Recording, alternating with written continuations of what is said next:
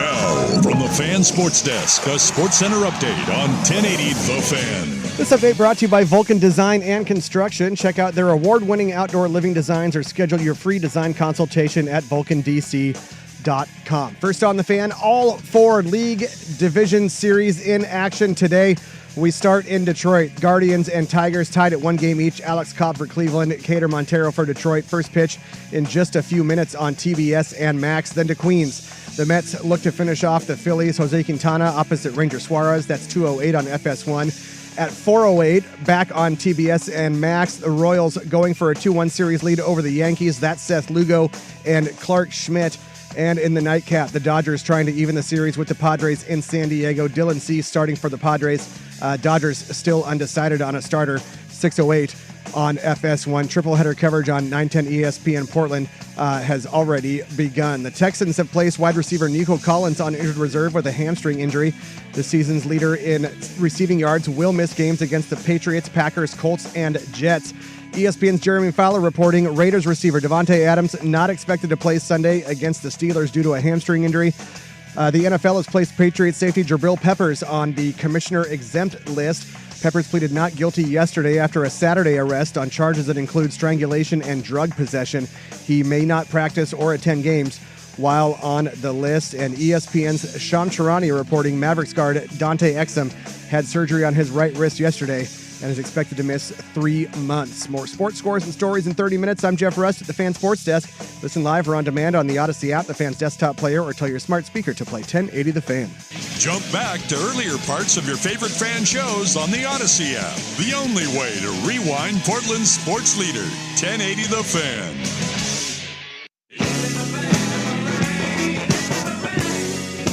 This is Danny and Dusty. Meringatang is going to be a thing. You're not coining anything new. With Danny Meringue and Dusty, the Fan Man Hera. I'll throw some monkey sounds in there and call it good. The old Danny Meringue pie? Danny and Dusty on the Odyssey app and 1080. Yeah, this is going to be awesome. The Fan. Good afternoon. Hey, welcome in. Happy Wednesday, everybody. Danny and Dusty with you. What a great day. This is a Eugene edition. Again, I am down in Eugene. Don't know if you heard this, Danny. Big game coming up this week. Big game. I know, coming Oregon up this State week. and Nevada. No? That's not what we're talking about? Big game coming up this week. Oregon is hosting Ohio State University. Yeah, that is the big one. And so down here, went out to practice today, and we'll have a lot of Oregon Ducks today. So another Danny and Dusty, it's like we're married and we just got separated. Mommy and Daddy are living in different houses. Yes. And right now, little Jeffy is Yay, in the tough 2 Christmases! He's in the tough spot where he just doesn't know how to handle this right now. But the show will go on, and boy, it'll be a show. We're going to have story time with Uncle Jerry coming up at 1:30. Jerry Allen, voice of the Ducks. He's going to be jumping on with us live from Eugene. 1 o'clock, we've got a score to settle at 1 o'clock, but also have a good college football conversation with Danny Cannell. Indeed. And he's going to be joining us. We talk a little gambling with Danny Cannell, a little college football. Obviously, Do we bring up Florida State? Maybe that Oregon State-Nevada matchup that Russ was talking about, the big one. Maybe we should avoid Florida State. Maybe we should. He is a Florida State Seminole. He is, indeed. And you might trigger him. Yeah.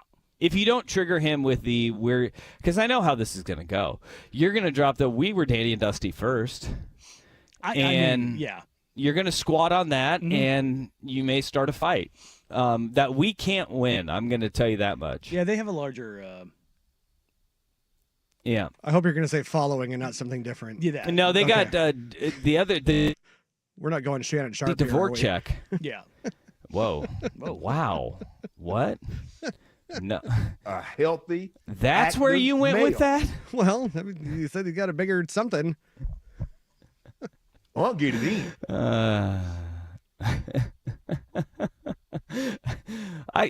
Can we just revisit that in 2024 how wild the world is? That Shannon Sharpe broadcasted sex on Instagram. Shannon Sharpe was having sex. It was out of the news cycle in 36 hours. Like it was just something that was like, no, yeah, well, yeah, we're gonna forget about that. That's no big deal. Sounds about right. I don't think it's an atrocity, Stephen A. I just think that Shannon Sharpe gave the blueprint. He was like, we're just gonna go ahead and not hide from it. Yeah. We're gonna get out in front of this bad boy and say, yeah, I'm a healthy, active male. He did try to hide from it originally, and then he's like, all right, you got me. Remember, he got hacked. Yeah. I got hacked. Yeah. No, you can't. I got hacked on that one. I got hacked on that one. But we got you can try. Oh, yeah, that is true. We got a big show then already. We got 2 guests coming up in that 1 o'clock hour. Scary stuff going on in South Florida. Yeah, to say the least. Hurricane Milton is, whoa, golly, Miss Molly. There's a guy currently trying to ride out the hurricane with Flex Seal. Oh, yeah, I saw that. Yeah. Wait. He's got like a local business there, and he's trying to close the doors and using the spray Flex Seal to keep the He's also using it out. for his house. And then you've got other people that are trying to bubble wrap or saran wrap. Well, or basically, vehicles. like Visqueen almost. Yeah. Putting their vehicles in the garage and trying to wrap it up in plastic. Like we think that's going to stop the hurricane? Again, Florida man. Florida's floating very hard right now. Wow. Yeah, it's terrifying, though. I got a buddy who lives in Tampa, and he said that, they were lucky enough. They booked a place in Orlando. They went inland, and they're in a bunker-style hotel. I bet it's more of a motel if it's bunker-style. But they're just like, I guess we got to hope the worst of it doesn't get to us this far inland, and they're going to ride it out in Orlando. It's like a scary place. You have to evacuate the entire state. Well, is a peninsula? Is it a hotel, motel, or a Holiday Inn? Say what? Very good. By the way, for those that don't know, that used to be Jeff Rust's karaoke song. It's a banger. Yes, the Thanksgiving night one at the old Rococo's in Cedar Mill. Right near Sunset High School. Rococo's? Yeah, it would be at Thanksgiving night because it was the only place open on Thanksgiving. So And we'd you go would there go and drink, and and they had karaoke, and I went up and I would do like the full 10-minute version Of Rapper's Delight, huh? yes. We do need to have a 1080 the fan karaoke. No. I agree, absolutely. Let's do it. But Is Danny, like everybody's going to sing and then Danny's going to come up with death metal and just start going, I mean, I can do that. Well, then let's face it. After I do Rapper's Delight, it'll turn into basically a Me First and the Gimme Gimme's karaoke show too. So Have a little bit of fun with it. All right, I think that the people on this show, we would be willing to sing. Oh God, yes. I don't know if I've gone literally I'll go hustle some money at a karaoke place. anybody else hustle some money. Were you gonna win a competition? Oh, What are God, you talking about? I bet you we could sell this event. Oh yeah. Yeah, Ooh, I like this. yeah. I think Swag would sing. I think Buck would sing. I think this needs to happen at I think the that's kind of where it ends. Odyssey Portland Christmas party. I 100% agree. Yeah, Now you're gonna get Tim Taylor involved. You Hey, want to? bring it. That man. I'll will bring the house sing. down. All right. On the Florida thing, I can't remember who it was. There was a college football reporter who said that she drove, I want to say 12 hours. No, that's too far. That's far too far. No, it was 12 different stops Okay. that gas stations were completely out of gas. Really? Yeah. I mean, that probably could take you 12 hours, though. Well, no, I mean, it very easily could have been 12 It ended hours. up being what was supposed to be a 3-hour drive. I remember it now. It was 12 different stops. It was supposed to be a 3-hour drive. Ended up taking them like 5.5 hours. But thankfully, they had a full tank of gas when they left. But they had to get gas along the way. and apparently there's somebody out there's a tracking service that's kind of like popped up of like, hey, this place still has gas. So it's going like full post-apocalyptic already, and the hurricane hasn't hit landfall yet.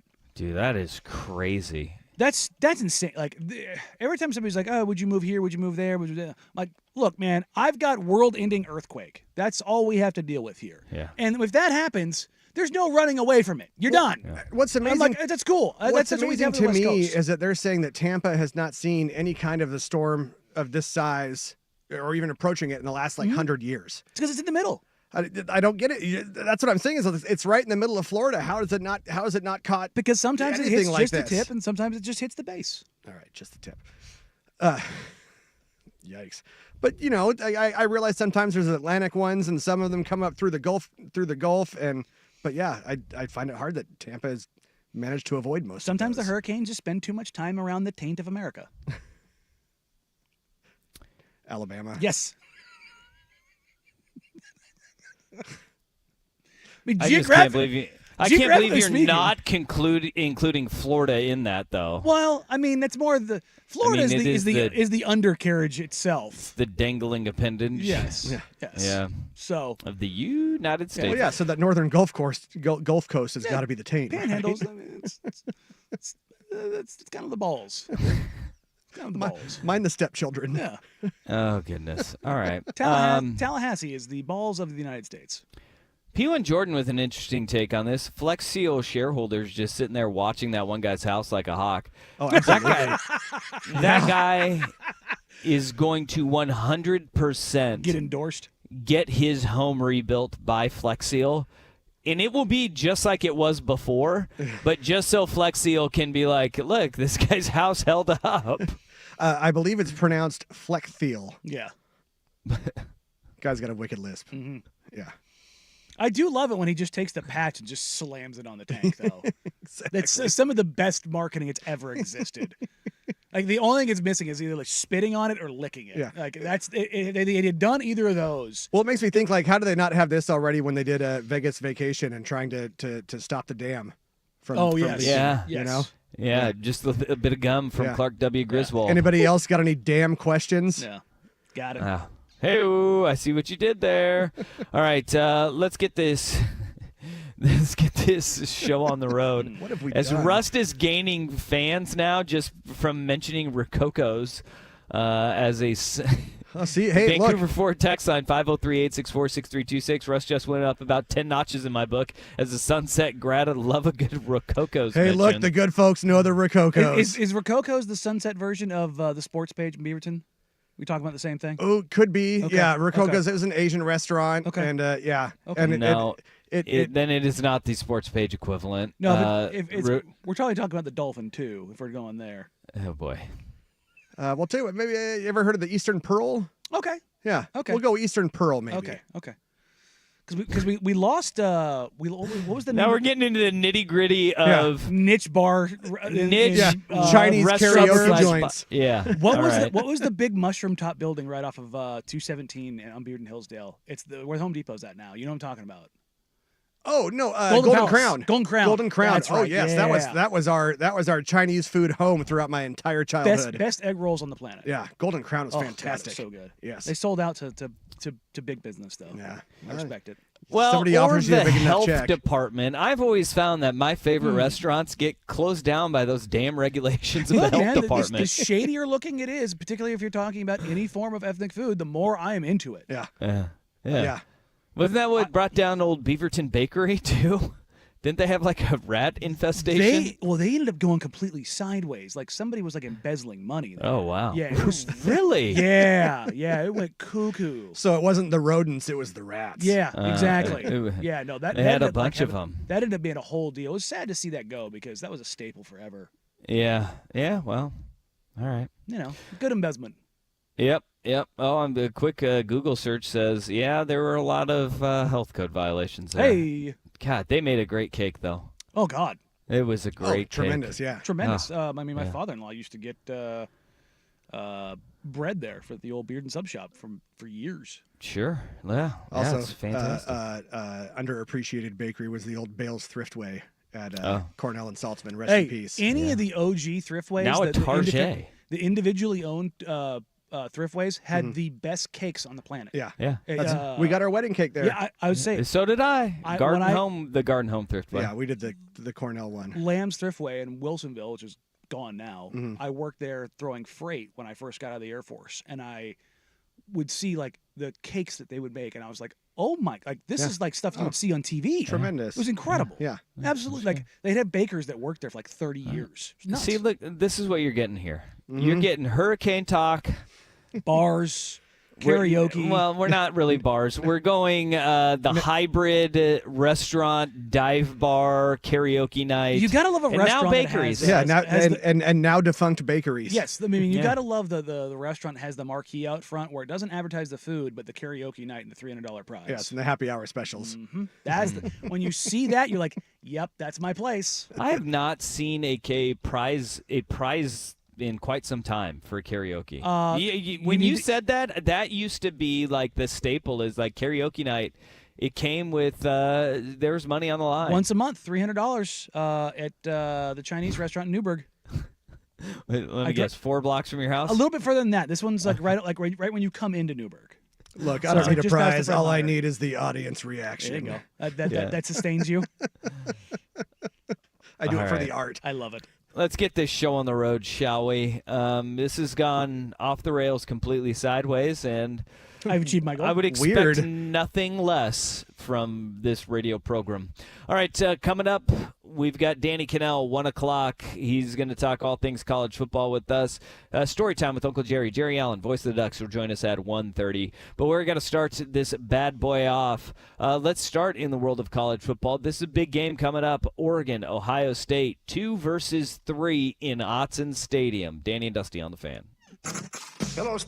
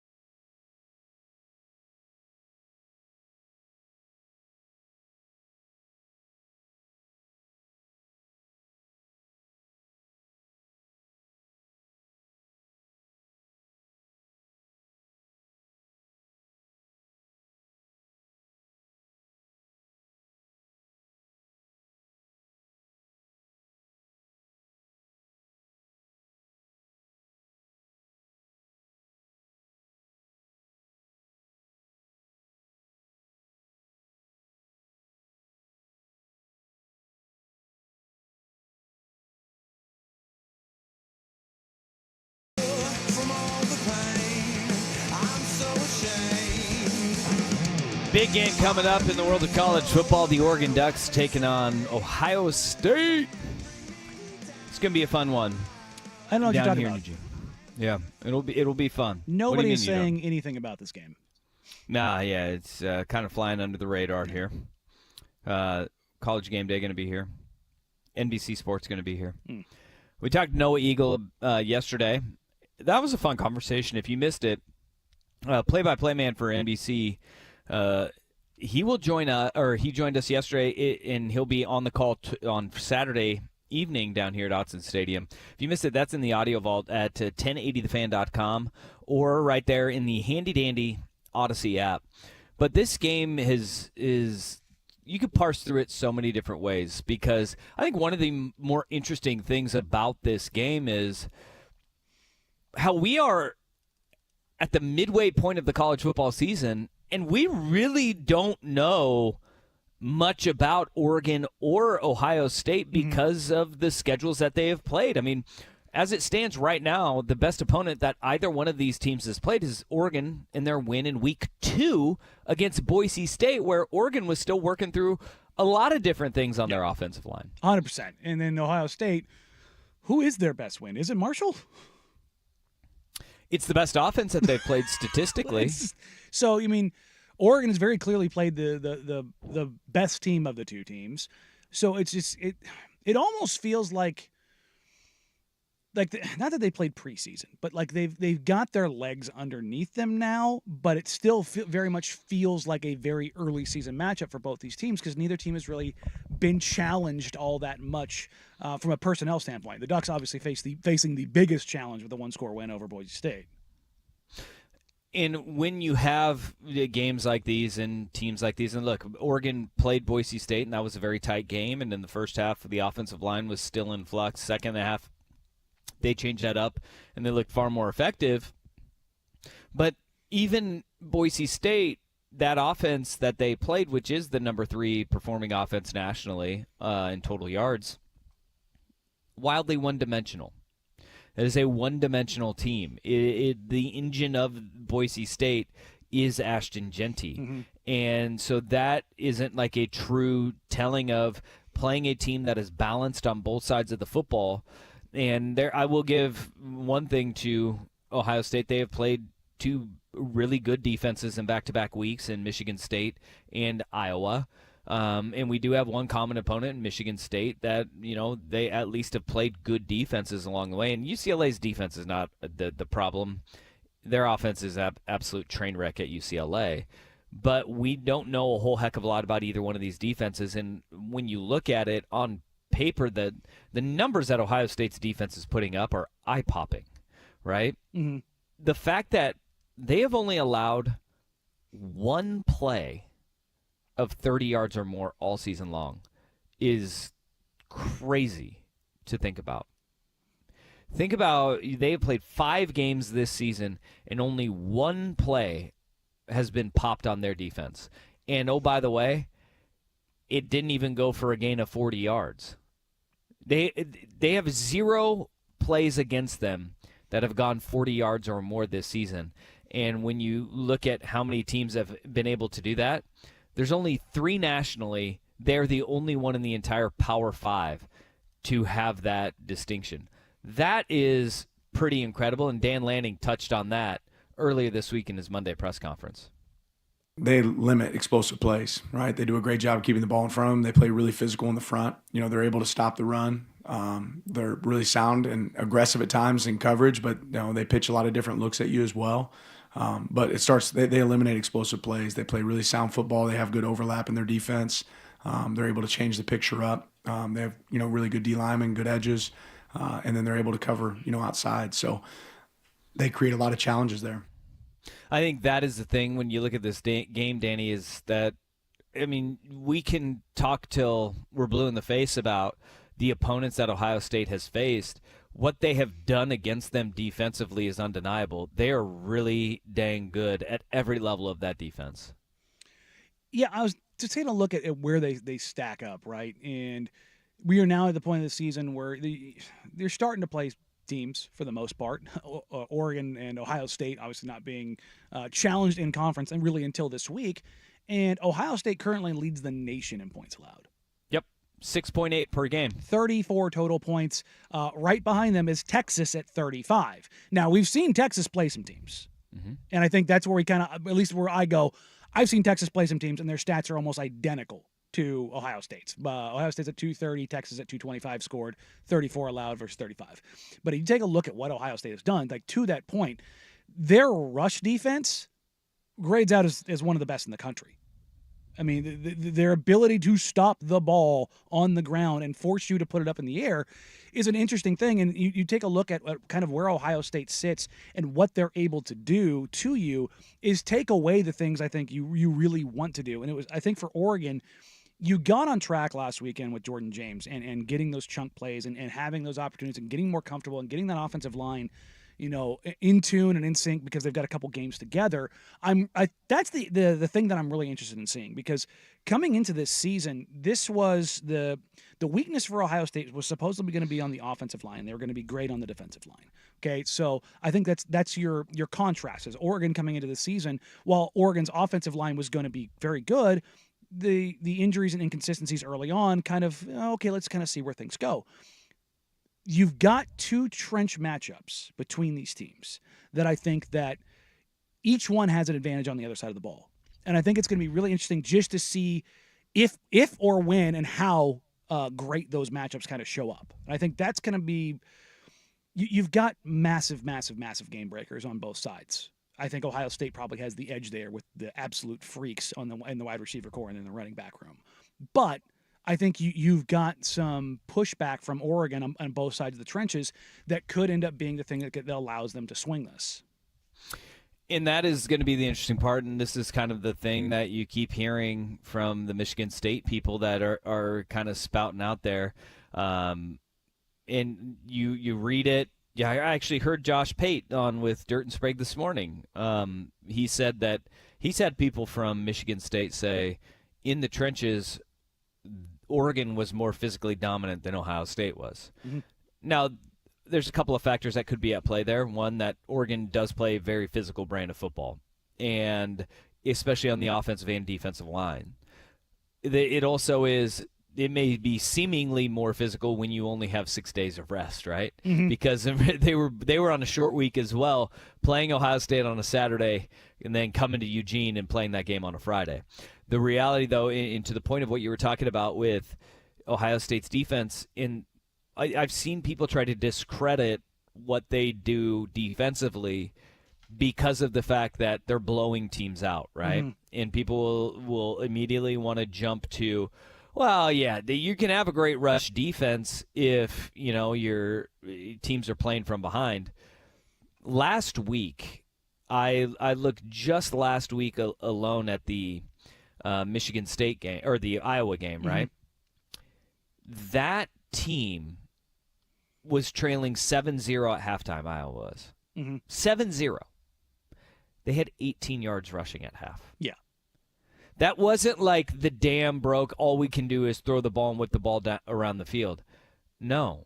They were in a game where it was 7-0, and Ohio State was putting the screws to them.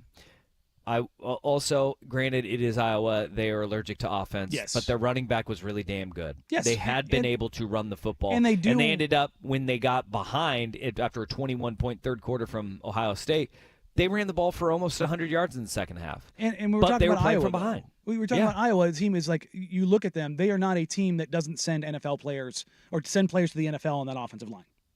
That is an offensive lineman factory. Like, so it's not like this team. It's not Illinois.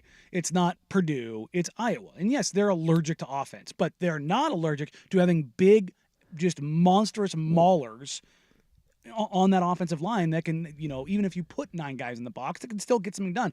And the other thing is, Ohio State, even if you're saying, the teams don't run on them because they're getting up, well, teams are trying to throw on them. They've got, according to PFF, they've got the 17th best coverage grade in the country. So if you're saying that, fine, their rush defense isn't good, well, fine. Then teams are trying to throw on them all game, and they're still locking them down. Yeah, and Caleb Johnson, by the way, Iowa's running back, second leading rusher in the country, only to Ashton Jeanty.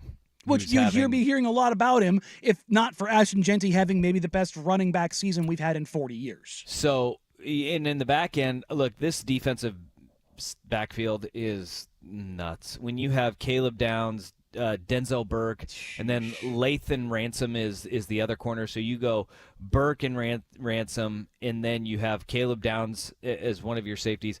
They are so good in coverage on the back end. Like, they got 3 NFL dudes in the back end.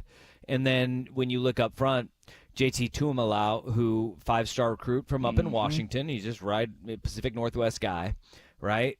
Tuimoloau is like the star, right? From a productivity standpoint, he really isn't this year, because up front they've got Ty Hamilton, Tyleik Williams, and then Jack Sawyer. Their front 4, they're all playing like NFL dudes right now. Well, Sawyer's a complete lunatic. He looks like the Ohio State lunatic that they have every couple of years. Dominant. Oh, yeah, you're different. So that defense is really damn good. And look, what it comes down to with Oregon is, all right, we've seen that defense play outstanding football, right? The starting defense has not given up a touchdown since the Oregon State game, because the only touchdown they gave up against UCLA was an offensive touchdown. The only 10 points the only touchdown that Michigan State got was with the backups on the field. Oregon's defense is playing lights out too, and has been wildly effective over the last 3 games, especially. But you look at what challenge did they get? They got a challenge from Boise State, and Boise State in their running game with the best back in the country, who's doing something that, as you said, nobody's done in 40 years. They racked up yards on them. They got a couple big pop yards, and this is the thing, is that, we can go and we could talk about the 12 carries that Ashton Jeanty had that were at 3 yards or less in that game. And that was really good by Oregon's defense. But the reality is that he popped one for 70 that kept him in a game after a turnover. He ended up having another big one that turned into points later on in the drive on a first down. Explosive plays, especially, and Oregon fans will know this. Anybody that watched college football in the state of Oregon will know this. Chip Kelly's offense thrives on explosives and making you pay off of them. There is the element of they will lull you to sleep, and then they will pop the big one, and then that is when the avalanche starts. That's how Chip always operates, even if his offense isn't operating at a breakneck speed like the Blur did when he was the head coach at the University of Oregon. It is explosives lead to the avalanche coming down the mountain at you. Can Oregon limit those explosives? I think that's going to be the biggest thing defensively, outside of which defense can create the turnovers. It is which team limits the explosive plays, because we have seen both of these teams thrive when they get that big momentum swinging play and then they go for the jugular right after. That's going to be fun, man. Just taking a look at, because I wanted to see where Sawyer ranks. Jack Sawyer, according to PFF, is one of the highest graded pass rushers in the country right now. Is at 86.1. He's got a nearly 20% win rate. Geesh. That means that man is influencing the quarterback once every 5 dropbacks. He's really dang good, man. That's a game breaker. He really is, and he has been everything that they could have asked for and a little bit more up front. Ohio State's playing really good football right now. All right, dang. We got a big injury in the NFL. We'll get to that after us with SportsCenter. Now, from the Fan Sports Desk, a SportsCenter update on 1080 The Fan. First on The Fan, all 4 league championship series in action today. We start in Detroit with the Guardians and Tigers tied at 1 game each. It's currently, we're heading to the bottom of the second in Detroit. The Tigers with a 1-0 lead thanks to a Riley Green RBI single in the bottom of the first. Then we're on later to Queens, where the Mets look to finish off the Phillies. Jose Quintana opposite Ranger Suarez, 2:08 on FS1. At 4:08 on TBS and Max, the Royals going for a 2-1 series lead over the Yankees. Seth Lugo, Clark Schmidt is your pitching matchup. And the nightcap, Dodgers trying to even the series with the Padres in San Diego. Dylan Cease starting for the Friars. Dodgers still undecided on a starter, 6:08 on FS1. Triple header coverage on 910 ESPN. Portland goes through the rest of the day. In the NFL, the Texans have placed wide receiver Nico Collins on injured reserve with a hamstring injury. This season's leader in receiving yards will miss games against the Patriots, Packers, Colts, and Jets. The league placed Patriot safety Jabril Peppers on the commissioner exempt list. Peppers pleaded not guilty yesterday after a Saturday night arrest on charges that include strangulation and drug possession. He is not allowed to practice or attend games while on the list. And ESPN's Jeremy Fowler reporting Raiders receiver Devontae Adams not expected to play Sunday against the Steelers due to a hamstring injury. More sports scores and stories in 30 minutes. I'm Jeff Rust at the Fan Sports Desk. Listen live or on demand on the Odyssey app, the Fan's desktop player, or tell your smart speaker to play 1080 The Fan. The Fan is live on YouTube and Twitch. And now, Window Nation brings you on-demand videos. Watch Window Nation's window into 1080 The Fan.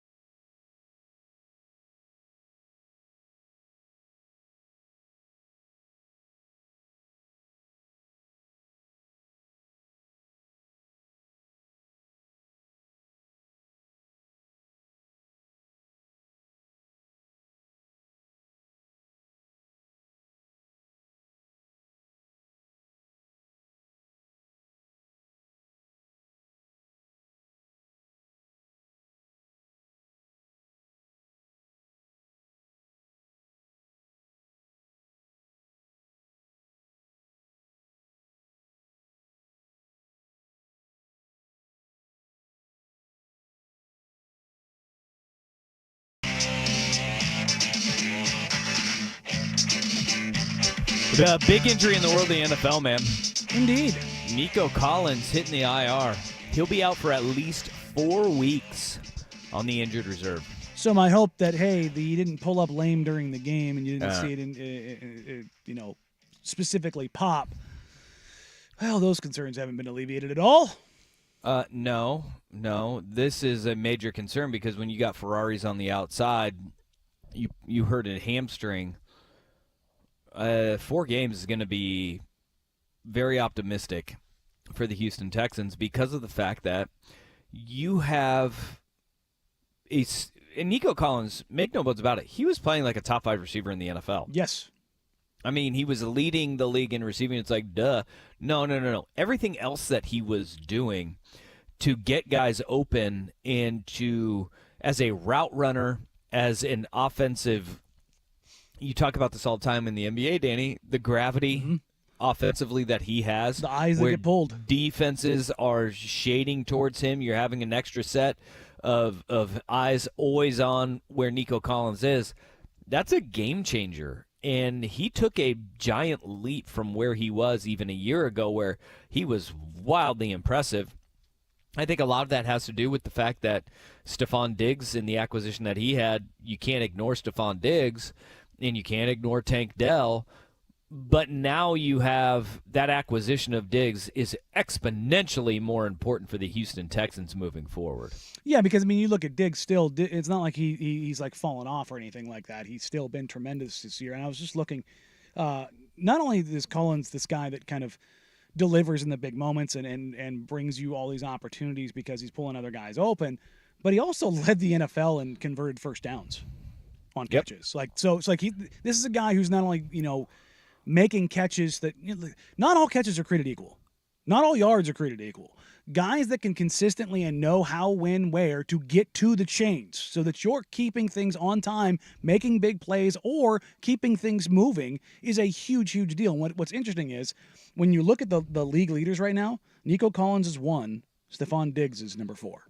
So it's not like Stephon Diggs has fallen off by any measure. But this is going to be an issue for Houston because they are a team that, despite C.J. Stroud being very good, they've been a little inconsistent in their wins. It's interesting. They're 4-1, Dusty, and we talked about this the other day. That whole division has a negative point differential, including Houston. Houston's a -12. Now, that can be a swing of one game or two games, but typically when you see a team that's 4-1, you don't associate with a team that's a -12 or even a negative point differential. Well, I mean, they went to Minnesota and got their ass kicked, and I think that obviously stands out. But every other win has been a one-score game, and they have not played a juggernaut schedule. We talk about the sophomore slump all the time, and it's usually not a regression mechanically or a regression mentally for the quarterback. It is the NFL catches up to you, and the NFL adjusts to you. And C.J. Stroud is still really damn good, and he is going to be a good quarterback in the NFL for a very long time. But teams are adjusting, and they're not putting up numbers in droves. I mean, hell, they haven't scored 30 points all season long, and now 30 points is a lot in the National Football League. But the highest output that their offenses had was week 1 against the Colts, right? And so you've seen teams adjust. You've seen teams give them their best shot, and you're always going to punch up. When you have a season like you had last year, you're going to have a tougher schedule inherently with the way the NFL scheduling works. So there was always going to be this natural, all right, they're going to pull back. But at 4-1, you can't ask for much better of a start. And look, if you're going to have Nico Collins miss a 4-game stretch, this is the one you want him to, where you have the Patriots, the Packers. That's going to be a very tough game. The Colts and the Jets. I don't know how long this is going to be. If I wouldn't rush Nico Collins back with a hamstring injury by any stretch, because if you rush him back for that 5th game against Detroit, then you're mortgaging your future. Right now, where Houston is this is a good stretch where you have two teams that are just absolute doo-doo on there in New England and the Jets. And then you have this roller coaster that has been the Indianapolis Colts. And we know Joe Flacco had a great game last week, the 350, and the tutties all over the field. But you can slow Joe Flacco down, and we've seen that before. Comeback player of the year, Joe Flacco. Don't even get me started on it. A guy died. And Joe frigging Flacco won the comeback player of the year. Absolutely incredible. Well, I mean, look, man, what's more impressive, coming back from the dead or coming back from old? Coming back from the dead. I don't know. The one game in there, Joe though, Flacco, and they've already beat the Colts once, right? So you've already have that. If it comes into a tiebreaker scenario, you already have one win over the Colts, and you get them at home. And if you get the Colts at home, you think that was Stephon Diggs and the rest of your targets, Joe Mixon is healthy, and Kincaid and Tank Dell, yeah, you could win that game too. The one in there is Green Bay. That's the game that you're saying, man, having Nico Collins would have been useful in that one, a trip to Green Bay. But at the same time, this is a marathon. It's not a sprint. If you go through a 4-game stretch, 3-1, hell, even 2-2, you're going to be sitting pretty because, as you mentioned at the beginning of this, that division has a negative point differential across the board. And you can get away with a couple wins. And look, Bob Myers, who's the former executive for the Warriors, who's now working for the Commanders, he said something the other day. I don't know if it's a TED Talk or something along those lines. Wouldn't shock me. Oh boy! But he said the difference in the NBA and the NFL is this. Klay Thompson had a bad road trip, and I went over to his house and was like, "Hey, where you at?" And he goes, "Oh, my head wasn't in it, but I'm good. I'm back now. After that week, I'm back. I'm good." And Bob Myers goes, "All right, well, we'll see you back tomorrow." And as he walks out, Klay goes, "Who do we play tomorrow?" And he goes, "That's such a stark difference because if you lose a game in the NFL, that one game, it feels like somebody died." Mm-hmm. The impact of that one game. So I'm not trying to say that you can get away with dropping games, but if you're in that division and you're playing the way as you're playing and you're trying to not maximize how many wins you can get and what seeding and this and that, you're just trying to make sure you're healthy and peaking going into the playoffs. If you drop a game to the Lions, who's in another conference, who's in another division, but you continue to stack up your AFC wins, and it means, hey, man, look, we don't have one of our, if not our best weapon, but it means down the road we have a better chance of having him.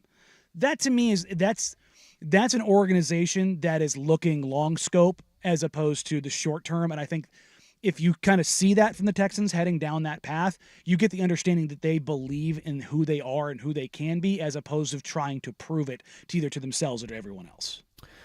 All right, one more injury note in the NFL that we probably need to get to with the local flair. Danny Dusty on the Fan.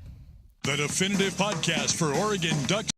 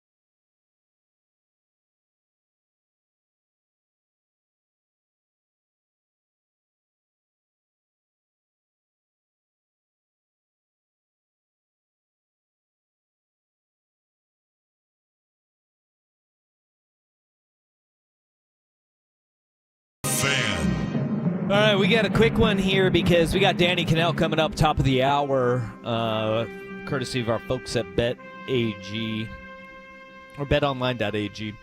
Talk some college football. But one more injury in the NFL that we need to get to. Kayvon Thibodeau. Yes. Yeah, Kayvon Thibodeau is going to miss a few weeks. Former Oregon Duck. He had surgery because he broke a bone in his wrist, and he's going to be week to week. They do expect him to miss some time. Apparently, he did it in the win over the Seahawks on Sunday up in Seattle and played through it and then got reevaluated, and he had surgery. So Kayvon Thibodeau going to miss a few weeks. He's been playing really well for them. Yeah, no, I mean, you take a look at that Giants team, and that it's defined by their pass rush. That's what it is. And if you take that away, I mean, yes, you still have Brian Burns, which is still really helpful, and you still have Dexter Lawrence, which is still really helpful. But look, Thibodeau, I don't want to say he underperformed, but I think it took him a little while to kind of really get going. And in the last 18 months, he's been an absolute dude. He's been an absolute dude and kind of been what everybody expected him to be. You know, the 5-star prospect that just dominated. And it's a bummer to see that happen because there's actually quite a few pass rushers in the NFL that have been dealing with some nicks and knocks that have limited them. Obviously, you name a Bosa, and you know they're fighting something. Max Crosby has basically been not practicing for weeks and then somehow getting out there and going in games. Yeah, it's called Toradol. Good Lord. I mean, it's a high ankle sprain. He had a sack this weekend, and I look, and they're like, it doesn't look like his ankle's bothering him. I'm like, yeah, it's because they shot him up with horse tranquilizers. What are you doing? But, I mean, you're talking about, again, here in Kayvon Thibodeau, he's having surgery on a broken bone in his hand, and he's, day to day. Mm-hmm. Like these guys, week to week. I'm sorry. Week to week. Yeah. Week to week. Yeah. But again, like you're talking about a surgery on is there something more important to a pass rusher than their hands? Yeah, their legs. I mean, like when you're talking about how active and how hand fighting, and especially a guy like Kayvon Thibodeau who doesn't use like a bull rush and won't put a shoulder in. He is more of a long arm. And he's a lever guy. A punch rip guy. Yeah. He's not a bull rush, just kind of get my haunches behind me and push you back. No, he is long arm is his best move. But that it's going to be a little bit of a while, but you club that thing up and get it back on the field. But Kayvon Thibodeau out for the New York Giants week to week, and they had a big win in Seattle. I'm glad I had the Giants plus 6.5. Yeah, and the big dogs continue to cover and win straight up. What is going on? Now they can go back to losing again. Yeah. Yeah. They're the Giants. I mean, fair. Sad. Fair. Sadness all around. Daniel Dones. Daniel Dones is right. All right, let's get back on this Oregon-Ohio State game. And the other big games in college football. This is a great weekend of college football, for goodness sakes. I like it. This is the October 12th weekend that all of those psychopaths were scheduling their weddings on. To talk more about the weekend that will be in college football and get a preview of this, number 3 Oregon hosting number 2 Ohio State, Danny Cannell joins us next. This is Danny and Dusty, the real one. We'll get to that next hour on The Fan. See website for details.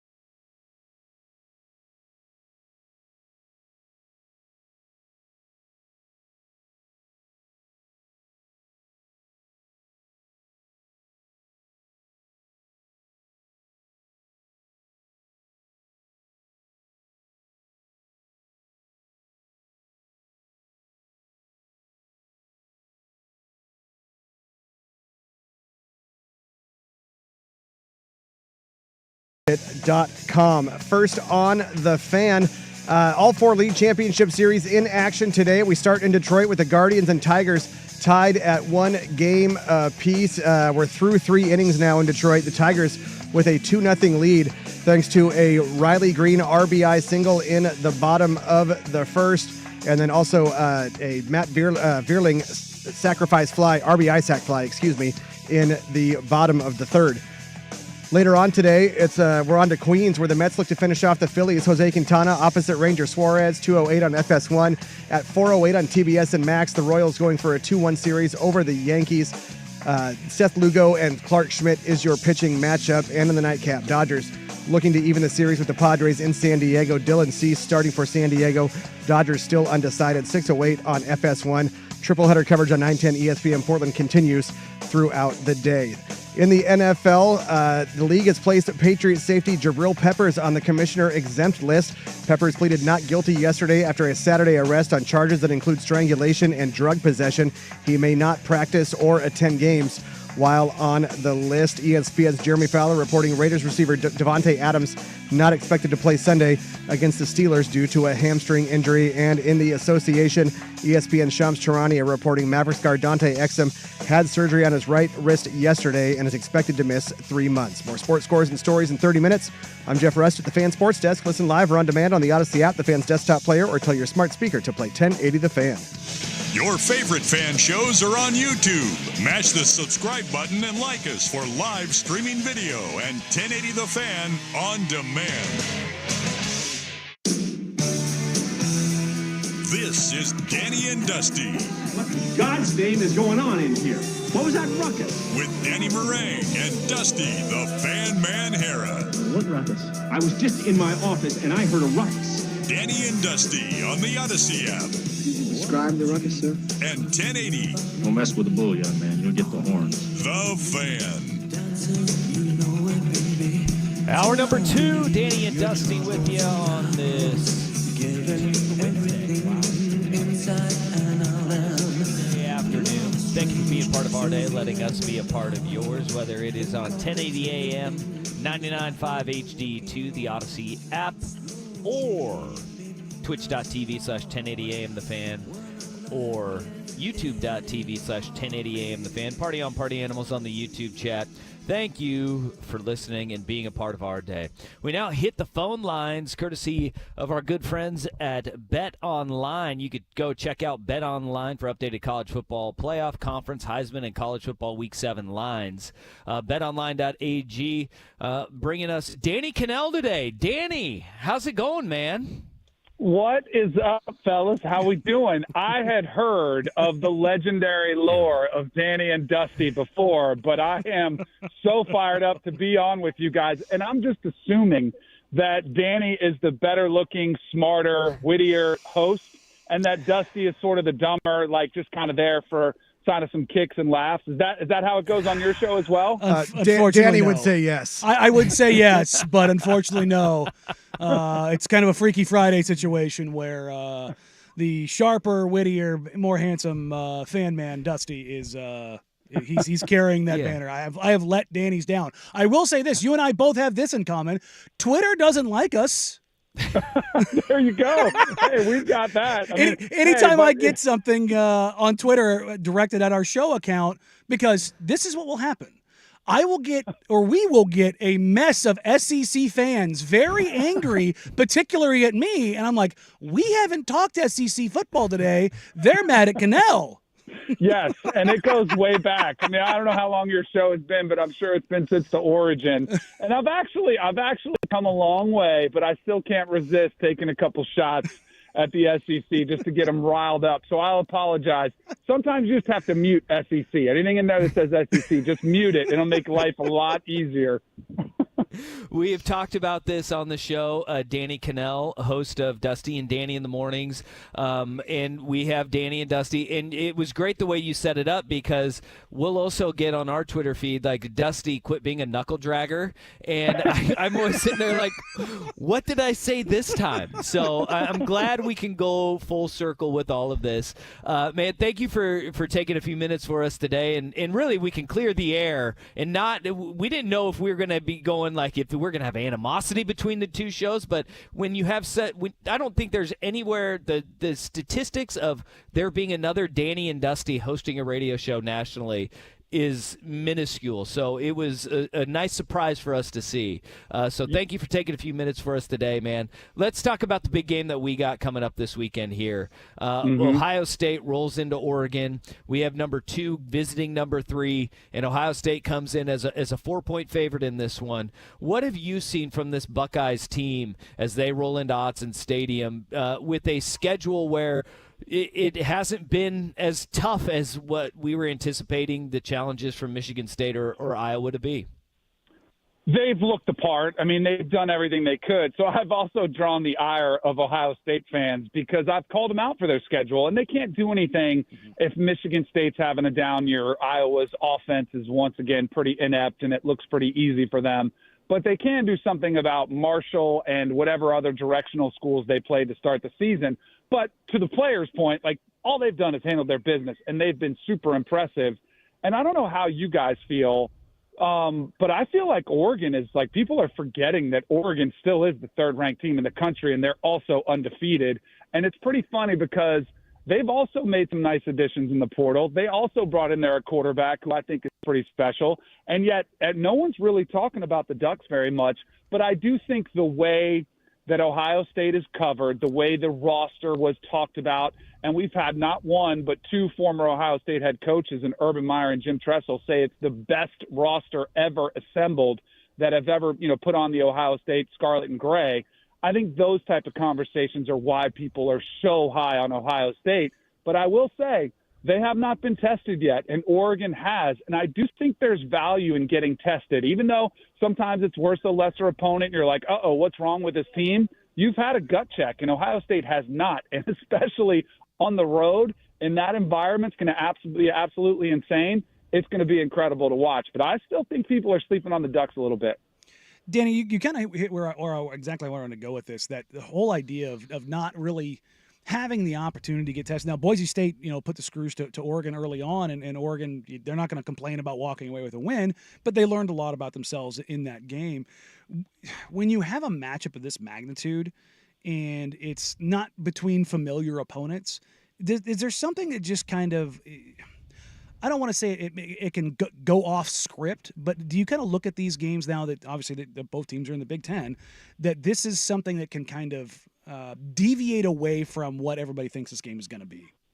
Yes, absolutely. And I think this is where Ohio State might have an edge, because I do think when you're playing a game with Boise State and you're on offense and all of a sudden you're trailing and it's in the second half, you got to open up the whole playbook, right? You have to work every single player that you want to. You've got to unveil every concept, passing concept. Maybe you had a new formation that you wanted to show or a motion that you might have wanted to keep up your sleeve for an opponent like Ohio State. You've already got it on film.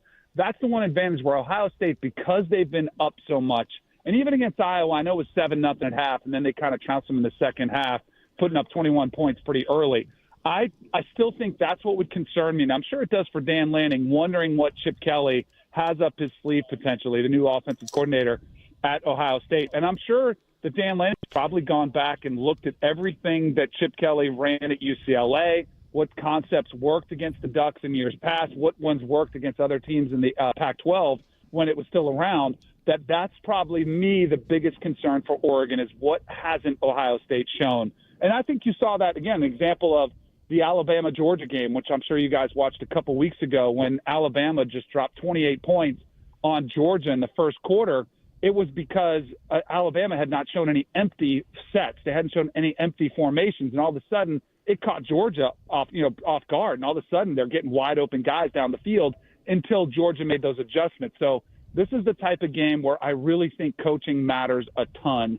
And, a lot of times when you have rosters as talented or as Ohio State and as Oregon, you can get away with a couple coaching mistakes. You make a boneheaded call or you try something new. It doesn't burn you. But this one is where coaching becomes a premium and where I think it really matters the most in games like this.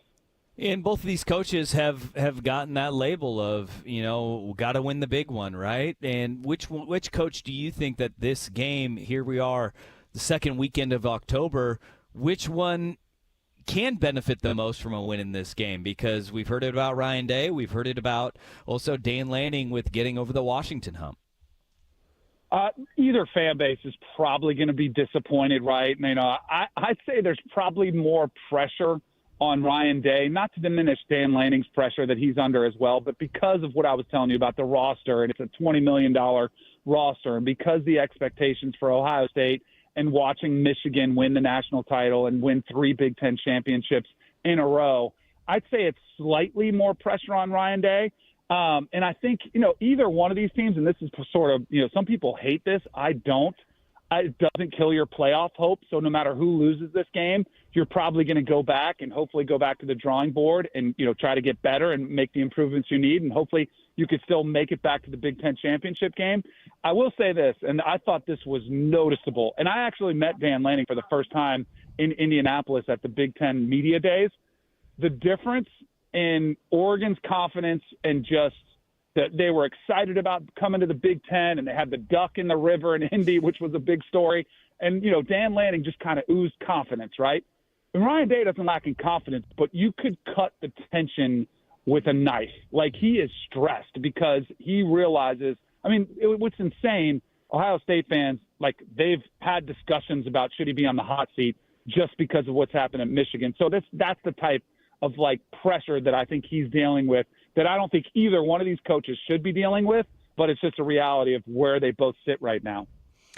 Danny, when you look at the landscape of college football right now, this is kind of a overarching question. And you look at Ohio State, you look at Oregon, you look at Texas, you look at the top teams in the country.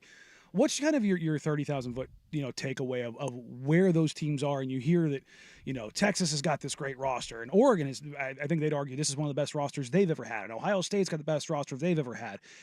Is that team speak, or do you think that rosters are actually heading this way because of the changes around college football? So here's what's really interesting is because I do think their rosters are off the charts, but I also think a lot of people thought that Bama was that case. And then Bama just gets beat by Vanderbilt. And you're like, wait a second. I thought they were a super team. Tennessee, who is a program who, people thought Josh Heupel at Tennessee had maybe one of the best rosters they've had in years. They go lose to Arkansas.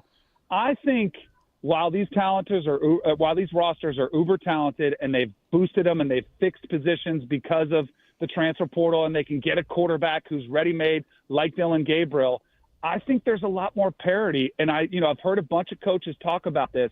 Yes, the top-tier talent is going to the usual suspects, right? The Oregons, the Ohio States, the Alabamas, the Georgias. But it's harder to get the depth that they've had in years past.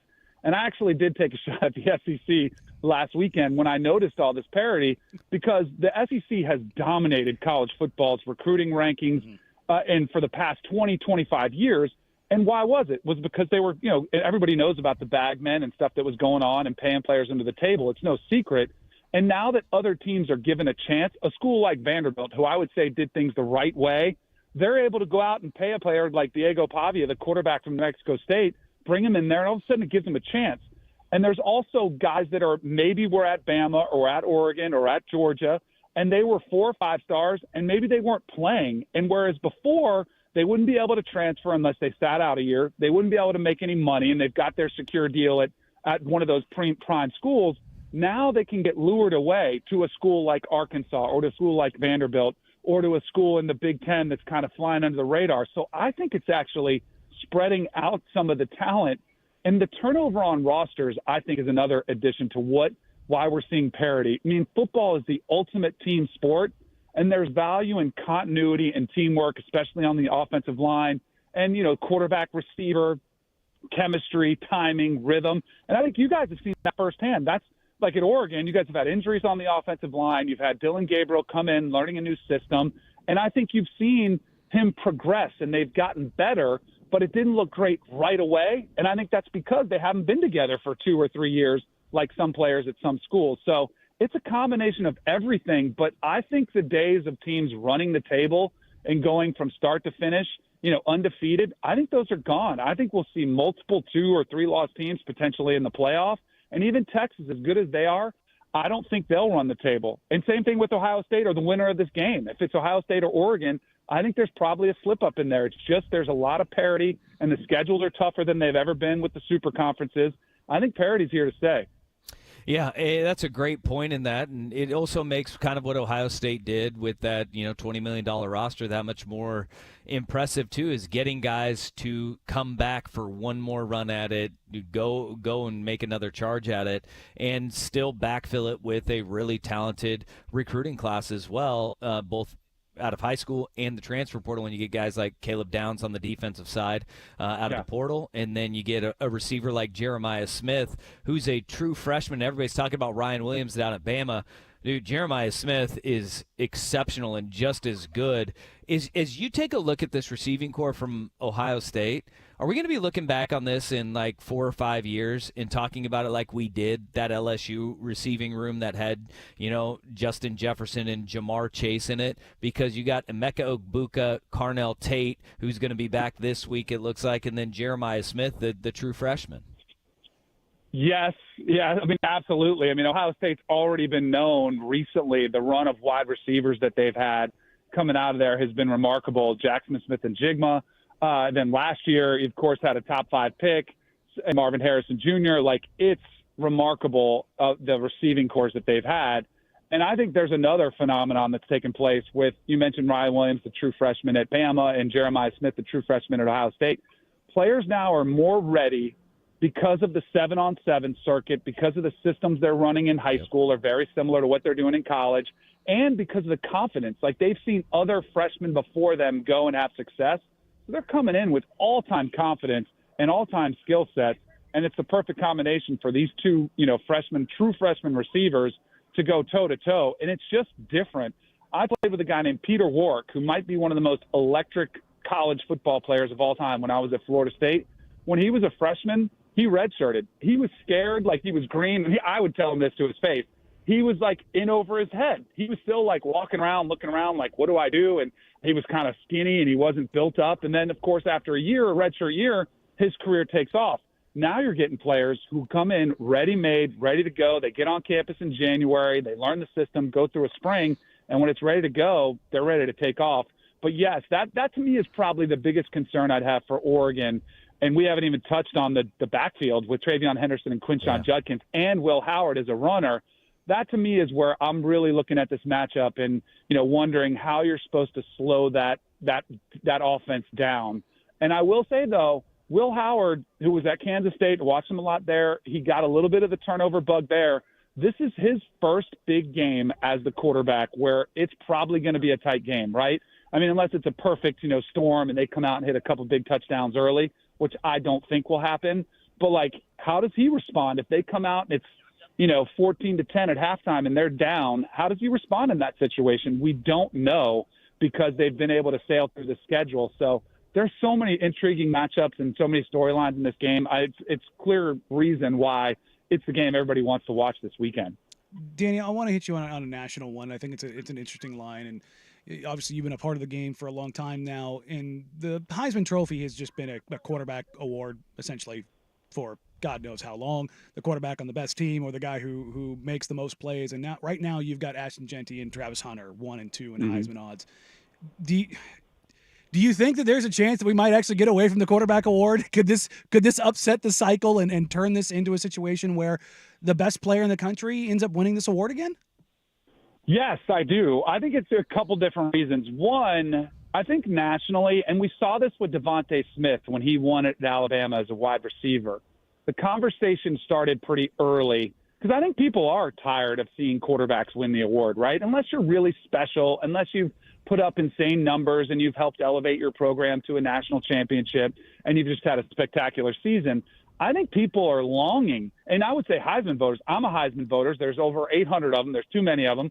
But I think even Heisman voters are looking for somebody else to step up. And for whatever reason, we haven't had a two-way player in the last 50 years who's played as many snaps as Travis Hunter is playing. We've seen running backs challenge. So that's where I'm a little bit nervous about Ashton Jeanty if this is sustainable, because we've had Melvin Gordon go up there and put up unbelievable numbers. We've had backs before. I think he has to challenge. I think a couple things happen for Ashton Jeanty to to win the award. I think he's probably going to go to New York if he just keeps having this type of year. Playing at the Group of 5 level hurts him. I mean, it's just a reality. Not a lot of people see his games on national television. The thing he has to do, I think, is challenge some of Barry Sanders' records, his single-season records. It's 2,628 yards in the regular season, and it's 33 touchdowns, which he's on pace to challenge them. So if he breaks those, which have stood for 40 years, then I think all of a sudden it could become a reality.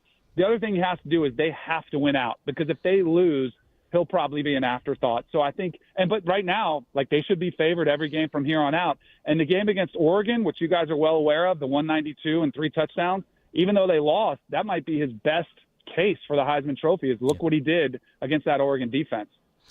Danny Cannell, you can catch him, Dusty and Danny in the mornings, the Cover 3 pod, weekdays at 11 a.m. in CBS Sports HQ. Man, we really appreciate the time that you gave us today. We hope to do it again, and I know you're a Florida guy through and through, a Florida State guy, and live in the state. Hope you and yours are all safe with Hurricane Milton coming in and bearing down on Florida, man. Appreciate you guys. Yeah, we're in South Florida on the East Coast, so I think we dodged most of it. But, yeah, definitely prayers for those people on the West Coast of Florida for sure.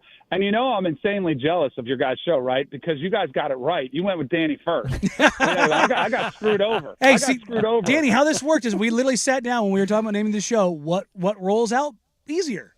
I didn't push for it. I didn't push for it. I'm going to bring that to Dusty. I'm going to bring that to my co-host, Dusty, and tell him we need to change. Love it, man. Thank you for the time. Appreciate you. Awesome. We'll have to do it again. See you Thanks, guys. Danny. All right, there he is, Danny Cannell. And again, Danny, brought to you by Bet Online. Check out betonline.ag for updated college football playoff, conference, Heisman, and college football Week 7 lines. Good conversation, a lot of Oregon and Ohio State with Danny Cannell. And I think he is bracing for this game like all of us are.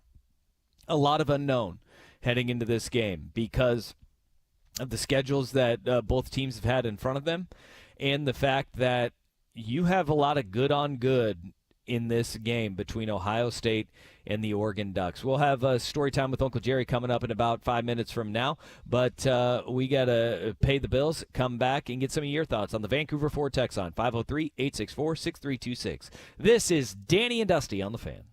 Seahawks football is on the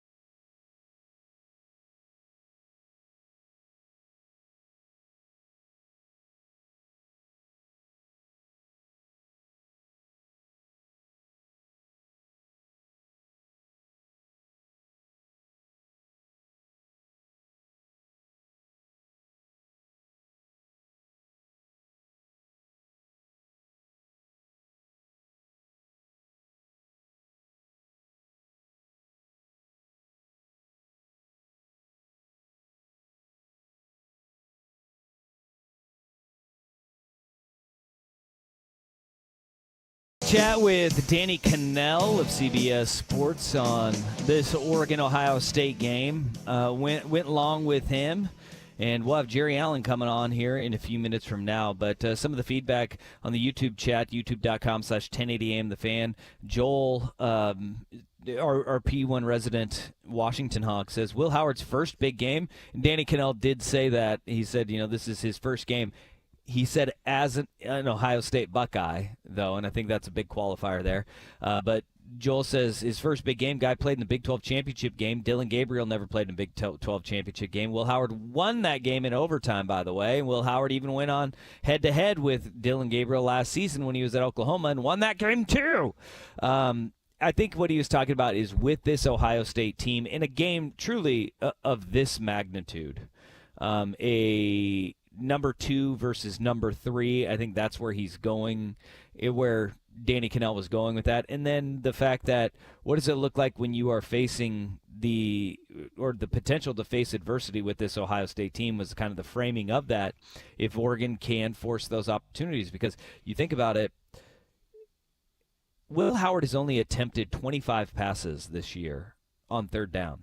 They don't get to third down a lot. No. And he's not playing in the game late when they're up. And they go, yank, we're going to be out when we're up 52-0 over the Akrons of the world. I think that is where Kanell was going with that, because we will see the good and the bad of both of these quarterbacks. I mean, we've talked about this, the uncharacteristics of interceptions Dillon Gabriel's throwing, but they've become in the last 2 games and 3 interceptions inside the 5-yard line.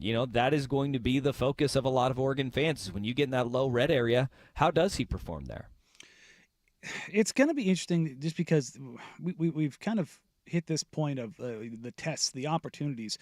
And even though Oregon wasn't, it's not like they had like this juggernaut schedule to start, but they were up against it. And so Gabriel was kind of, his feet were put to the fire sooner rather than later.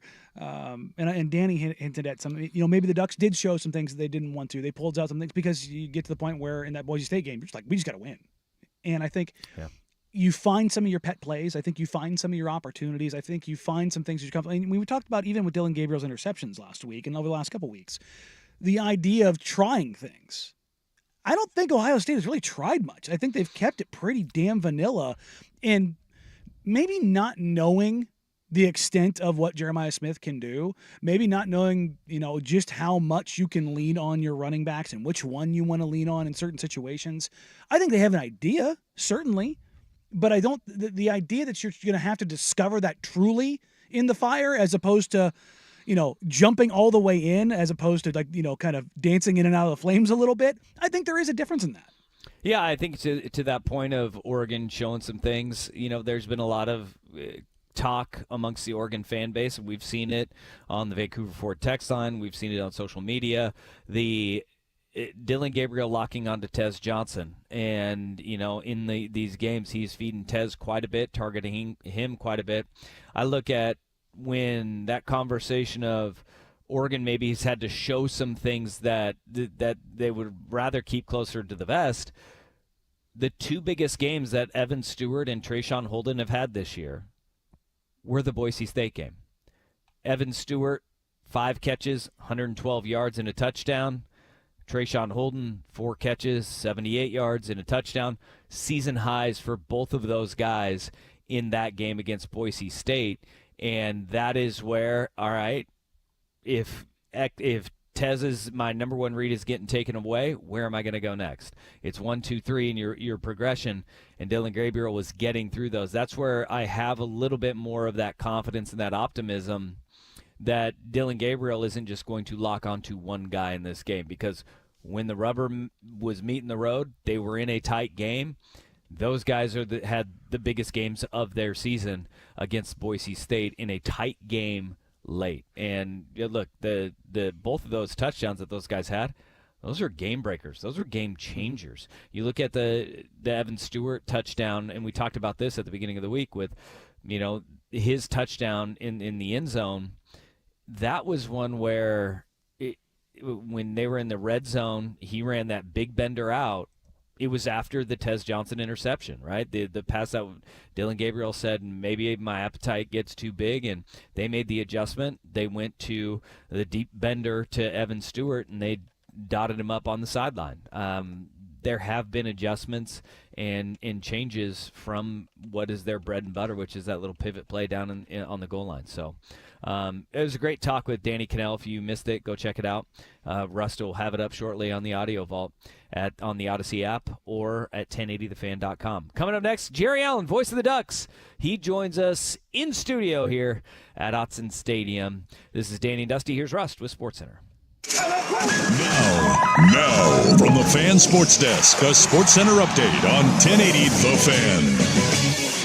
This update brought to you by Langdon Farms Golf Club. Good or bad weather, the golf course is always the driest around. Download the Langdon Farms app today to get all the latest news and specials. First on The Fan, all 4 league division series in action today. We start in Detroit with the Guardians and the Tigers tied at 1 game apiece. It is currently in the bottom of the 5th. The Tigers with a 2-0 lead over the Guardians thanks to a Riley Green RBI single in the first and a Matt Vierling RBI sac fly in the bottom of the 3rd. Later on today, we're on to Queens, where the Mets look to finish off the Phillies. Jose Quintana opposite Ranger Suarez. That is a 2:08 first pitch on FS1. Then at 4:08, also on TBX and Max, the Royals going for a 2-1 series lead over the Yankees. Seth Lugo and Clark Schmidt is your pitching matchup. And in the nightcap, Dodgers trying to even the series with the Padres in San Diego. Dylan Cease starting for the Padres. Dodgers still undecided on a starter. 6:08 on FS1. All day coverage continues on 910 ESPN Portland. ESPN's Jeremy Fowler reporting Raiders receiver Devontae Adams not expected to play Sunday against the Steelers due to a hamstring injury, and the Texans have placed receiver Nico Collins on injured reserve with a hamstring injury. The season's leader in receiving yards will miss games against the Patriots, Packers, Colts, and Jets. More sports scores and stories in 30 minutes. I'm Jeff Rust at the Fan Sports Desk. Listen live or on demand on the Odyssey app, the Fan's desktop player, or tell your smart speaker to play 1080 The Fan. The Hot Corner, now in its new time. Tuesdays at 7 after Isaac and Sue on Portland's sports leader, 1080 The Fan. What's up? It's Isaac and Suk with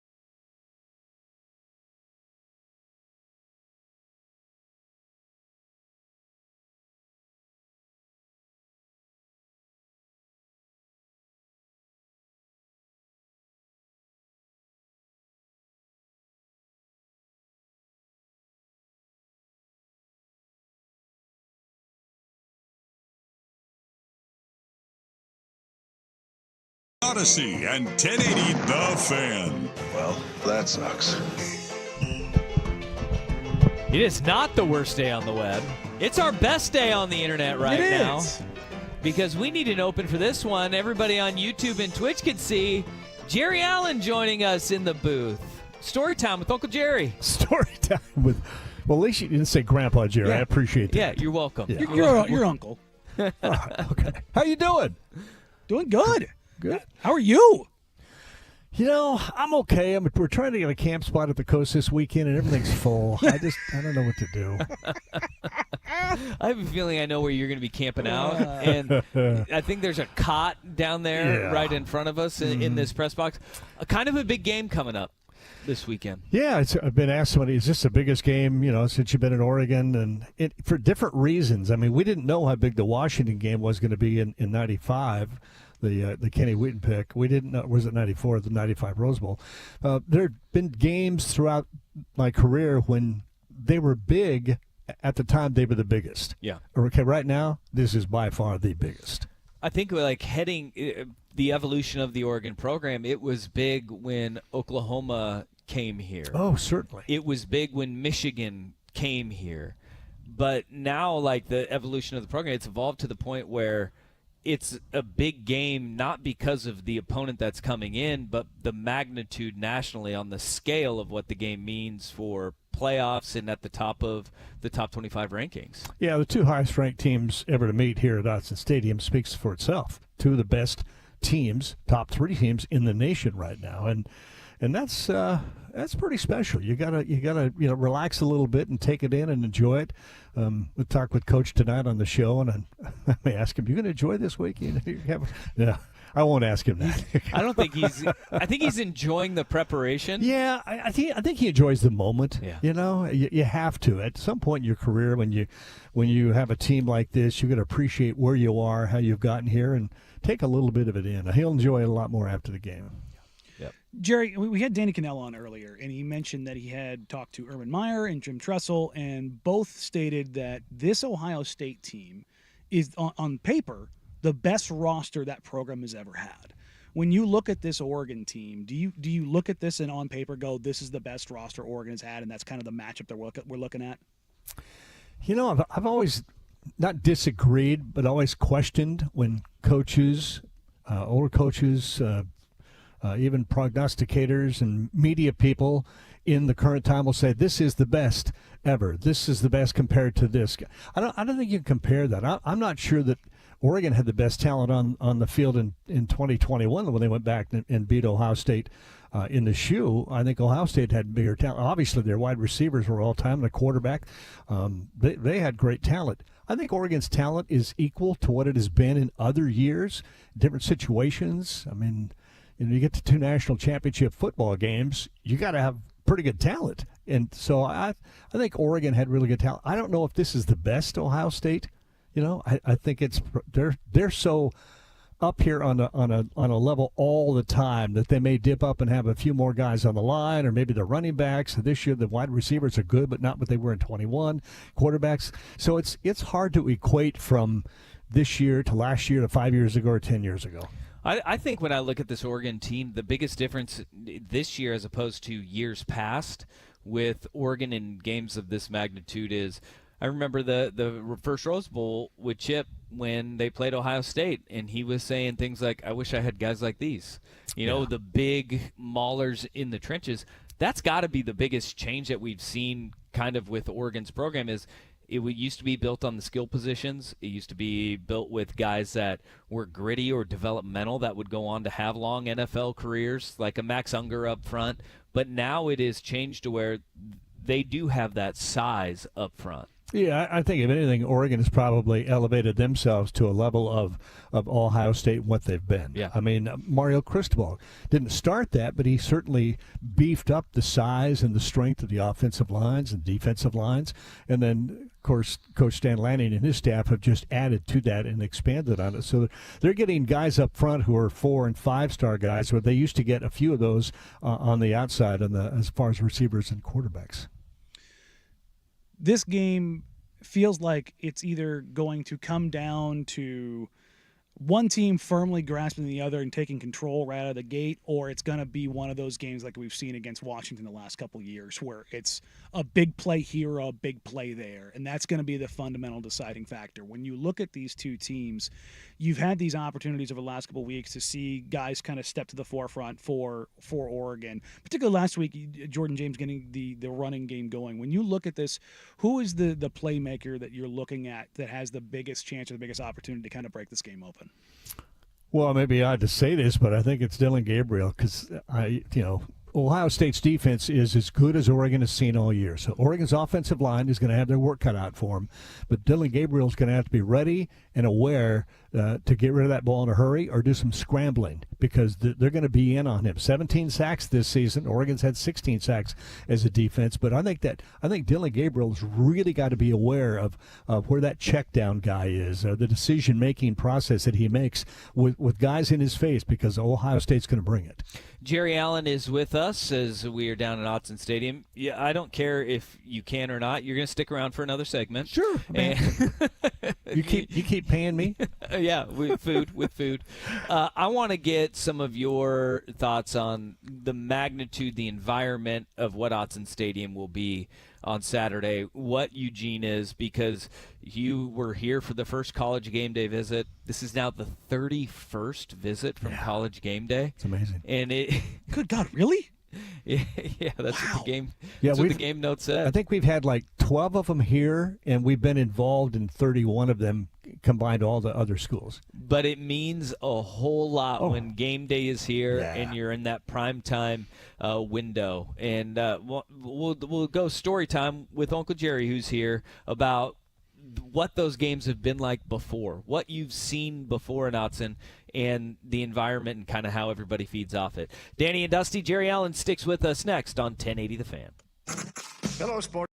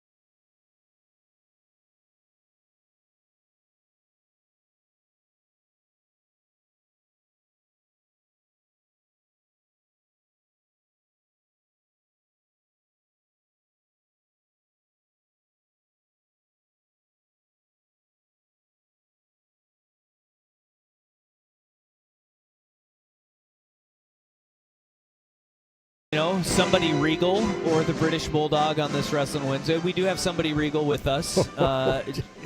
Jerry Allen, voice of the Ducks. Prince Jerry. Sitting, well, I think Lord Jerry maybe. Lord Jerry. Lord Jerry. There we go. Lord Good. Jerry And Allen. you are my subjects. Yeah, I get you. This game is got all the makings of a big-time feeling, right? It's not just number 2 versus number 3. It's a Big Ten game against Ohio State, which still feels new, but getting more comfortable with it. Yeah. But College Game Day, the NBC Big Ten Saturday night broadcast, it has that gravity around it where it brings out the best of the Autzen faithful. When you have gone through these big games in the past, when do you really start feeling the energy from the crowd and in the community being down here? It's normally Wednesday, Thursday of a week. People talk about it a little bit on Monday and Tuesday, and they're starting to get juiced up a little bit. I'll be honest with you. Monday, even Sunday, I started hearing from people getting excited about it. Then we heard game day is going to be here. The level raised up a little bit more. I don't normally get too anxious, nervous until we get to Friday. I felt this angst starting on Monday. I'm just anxious for this game. I'm not worried about this game. What I don't want to happen, it'll happen to one of these teams, and that's what the media will do to the team that loses afterwards. Yeah. You just because two great teams both can't win, somebody's going to lose, and I just hope that the football world, the media will say, "Oh, we're at two great teams. Somebody had to lose. Still two great teams." And not jump on the bandwagon of one and let the other one fall. Jerry, I think it's only happened one time in college football, and that was USC Texas. I don't think it's. I think everybody's going to sit there and they're going to say their thing and have their beef one way or the other. I think USC Texas in the title game is the only one everybody walked away and went, "That was great." There were no losers, even though it was a loser. I agree. I said the same thing. Yeah, and this one's going to be like that too. I think so. Yeah, Oregon's number 3 and Ohio State's number 2 for a reason. They didn't just put either one of the teams up there to make this a great game. They've earned that respect. They've earned the opportunity to be on this setting. What does it mean though when you do have a team in a fan base like Ohio State coming into Autzen, and you're going to have a record crowd, and even if the crowd isn't as Oregon dominated as it normally is, because Ohio State, like Michigan, probably the two best traveling fan bases in the country because of just how many of them there are. Sure. But the noise is going to be a factor one way or the other. Just kind of the atmosphere, the environment, everything is going to come with this. Can you think of any time where there was so much pomp and circumstance, whether it was a hatred in a Civil War game, a game against the Huskies? Has there ever been a time where you felt like, oh, this is going to be, it's going to set a new tone of insane at Autzen? Well, I think there are probably a number of what we used to call the Civil War games that had that, particularly when a bowl game or the conference championship was riding on it. Then it carried a little extra. I think when Oklahoma came in here, was Adrian Peterson? I mean, yeah, you knew that was a great football team, and to be able to play on that level with them, and not only play on that level but win that game, the fans were juiced. I can remember beating UCLA. I think it was in 1989 here. Bill Musgrave hit Vince Ferry for a touchdown in the right corner of the end zone on the west end zone. It was such a huge emotional game that they tore the goalpost down, and they carried them out of the stadium and took them over to campus and dumped them in the mill race. So, yeah, we've had those games and those moments, but as you go through your career and as the seasons go on, new ones will pile on top of those. And right now, this is the biggest that I've probably been involved in. How about that, Jerry, with a little bit of a history lesson there? Vanderbilt went and dumped their goalposts in the Cumberland River. I thought about that. That's about Oregon 35 years ahead of Vanderbilt. Oh, yeah. Dumping the goalposts in the mill race. I mean, it's a shorter trip, too. Yeah, did they know they didn't have to go even that far? They could just they could have gone to the Willamette right there. Funny story. Walt Barger, a tremendous Oregon booster and donor for years, and is no longer with us, I believe. And he had a rental car parked out in the parking lot. Was in the game. when the students took the goalpost out and through the parking lot, they put one of the uprights through his front window. Oh, no. And he was so proud of that. Driving to the rental car place with a big old hole right through the windshield. You're not going to believe what happened. Yeah. Like the explanation to the rental car company was like, exactly. Because this is before cell phones. Is he taking Polaroids of the goalposts going I'm through sure, the parking lot? Yeah. What a moment. What a moment. Yeah, we could have done something similar back in the old Willamette days with Chuck Pinkerton trying to dump the uprights in the old mill run that runs through Willamette, except that little creek is only basically wide enough to jump over. Yeah, you're not going to be able to put the goalposts in there, Rust. What games have stuck out to you? I mean, we have – I was going back and I was looking at the magnitude of this. This is 2 versus 3. This is the first top 5 matchup we've had in Autzen Stadium. We had – 2007 was pretty close, where you had Cal in Oregon, and that was 5 versus 7 or 9, I believe. Yeah, top 10 teams. 2009 or 10, maybe both. You had Stanford coming in. These games in Autzen, which ones kind of stick out to you as the ones that have the gravity of anywhere close to this one? Well, the Stanford game, certainly, because Stanford stole so many great moments from us. I mean, there was some games that we played against Stanford. I think you mentioned that one. I want to go back even further. Oregon played Illinois here, would have been back in the early 90s on a night game, and beat Illinois, and Jaya Figueres sacked quarterback in the end zone, recovered a fumble for the touchdown, and beat Illinois. And back then, that was like, holy cow, we've arrived, and we were still arriving. We didn't know yet, but we thought he arrived. And might have been 89, maybe 90. Ty Detmer and BYU came in here. Oh, yeah. All right, it was a day game. They were ranked, I believe, number 2 in the nation. They might have been number 1, but I believe number 2. And Bill Musgrave in Oregon, not in the top 25, and it shocked him. I remember, I think it was Romeo Bandison that belly bumped him in the end zone for the safety. It's just one of the highlights. And back then, I mean, those were the greatest moments we had when you have a top-ranked team coming in and you beat them or you play with them here. So those are some of the games I remember. Yeah, the Halloween USC game too. I had to bring that one up, huh? That was a great game. Was Martin Maldonado, right? ESPN game day was here. Yeah, they were. In fact, they were out in the parking lot, which is now part of the HDC, and that was the penalty and the extra point that at the end of the game. Gosh, I can't remember that they took the extra point away because the kid took his helmet off. Was that the game? That was the game. I think so. Down on the far end zone there. Yeah, they went to overtime, and Oregon won that game. Yeah, wow. But there's too many. I mean, it's people say, can you rank them? No. No, because at the time they were the greatest game that you ever been a part of. All right, well, how about this one? You do the broadcast. For people that don't know, the windows are open for Jerry and Georgie. And Georgie wears shorts, by the way. Oh, it doesn't matter how cold it is. Shout out my shorts wearing King. Yeah, Not pretty. He's got a lot of Eastern Oregon. It's bitterly cold out there. It's always shorts weather. But you have the windows open. Yeah. What is the loudest you have ever heard Autzen Stadium? Wow. Again, try to put that. I'm going to say the loudest I've heard Autzen Stadium, because the memory of the moment was the Kenny Wheaton pick. Yeah. It's been probably that loud or close to the loud, maybe even louder. But the moment makes you think of that time, and I lost control, was screaming and yelling. It was louder because Georgie and I were fans. We were part of the fan base then. We were not broadcasters. But that was.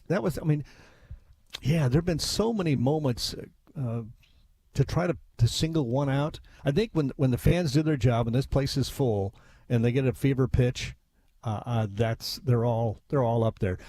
When we started doing shout, that's added to it every week, every single week, every week. Man, this has been a lot of fun. Yeah, it's so fun to talk about it, but then I start thinking about and remembering, like I said, well, number 1, number 2, what's the best, what's this? For me, they just all are a part of great memories. Yeah, I can't separate them. Well, I need you to. I need you to start ranking them. Well, I just happen to have a list here that I put together. I need your definitive list. Well, you can make a book about that. I mean, yes, save it for my book. For my reading level, pictures please be included. Mm-hmm. But you could make a book about that. Pop outs. Yeah. Yeah, now we're really getting to my reading level. Oh my gosh! But that would be fascinating because there have been so many great memories and kind of the ascension of the Oregon football program. Where as we started this thing out, it isn't just a big name coming into Autzen Stadium; it's a big game coming to Autzen Stadium with one of those names, and it's been quite the transition of the program. And it's going to be a little weird having Chip Kelly calling plays on the other side in one of these games too. You kind of full circle with that first Rose Bowl going up against Ohio State, and now him calling plays for Ohio State. Yeah, I mean, and previously a part of the Pac-12 and played against them then. There's a lot of little side stories to this game. That's one of the big ones. And we haven't seen everything that Ohio State's can do. We haven't seen everything that Oregon can do or will do. So it's going to be a chess match. Two great teams. A lot of great athletes, two great coaching staffs, but Oregon has an advantage, and that's, you've heard it called the 12th man in the past. When this place gets cranked up, there's nowhere louder. I know they can say the swamp or they can say the horseshoe, but we had a Husky talking about Autzen Stadium this week on Sirius XM, Brock Heward. Yeah. And he spent a good 3 minutes extolling the virtues of Autzen, the crowd, the memories, the history, the I'm coming home, the shout, everything about it. He told somebody, you got to put that in your bucket list. It's one of the best places to see a college football game in America. And that's a Husky saying that to make Autzen Stadium. I was impressed. Jerry, as somebody who's not a dyed-in-the-wool duck, I was there for USC Oregon last year, and I've been to a couple other games at Autzen. It is a truly unique environment. It is absolutely incredible. Early in that game, the roars that I was two rows up off the field, and it was deafening. It was like an aircraft taking off. It truly is. And that anybody who knows me knows that I don't like the Ducks, so it's not easy for me to say this. It is one of the most impressive environments in all of college football, hands down. Thank you. It's earned respect. And how it gets so loud in here, sound engineers maybe could figure it out, but it's amazing that 60,000 people can be as loud to me as 100,000 people. It's just remarkable. I mean, and it starts with the Harley, and it goes all the way through. Yeah. I mean, and they kind of feed off of that. I was talking with Kenny Farr, the equipment manager, today, and we were talking about those games when you get down on the field.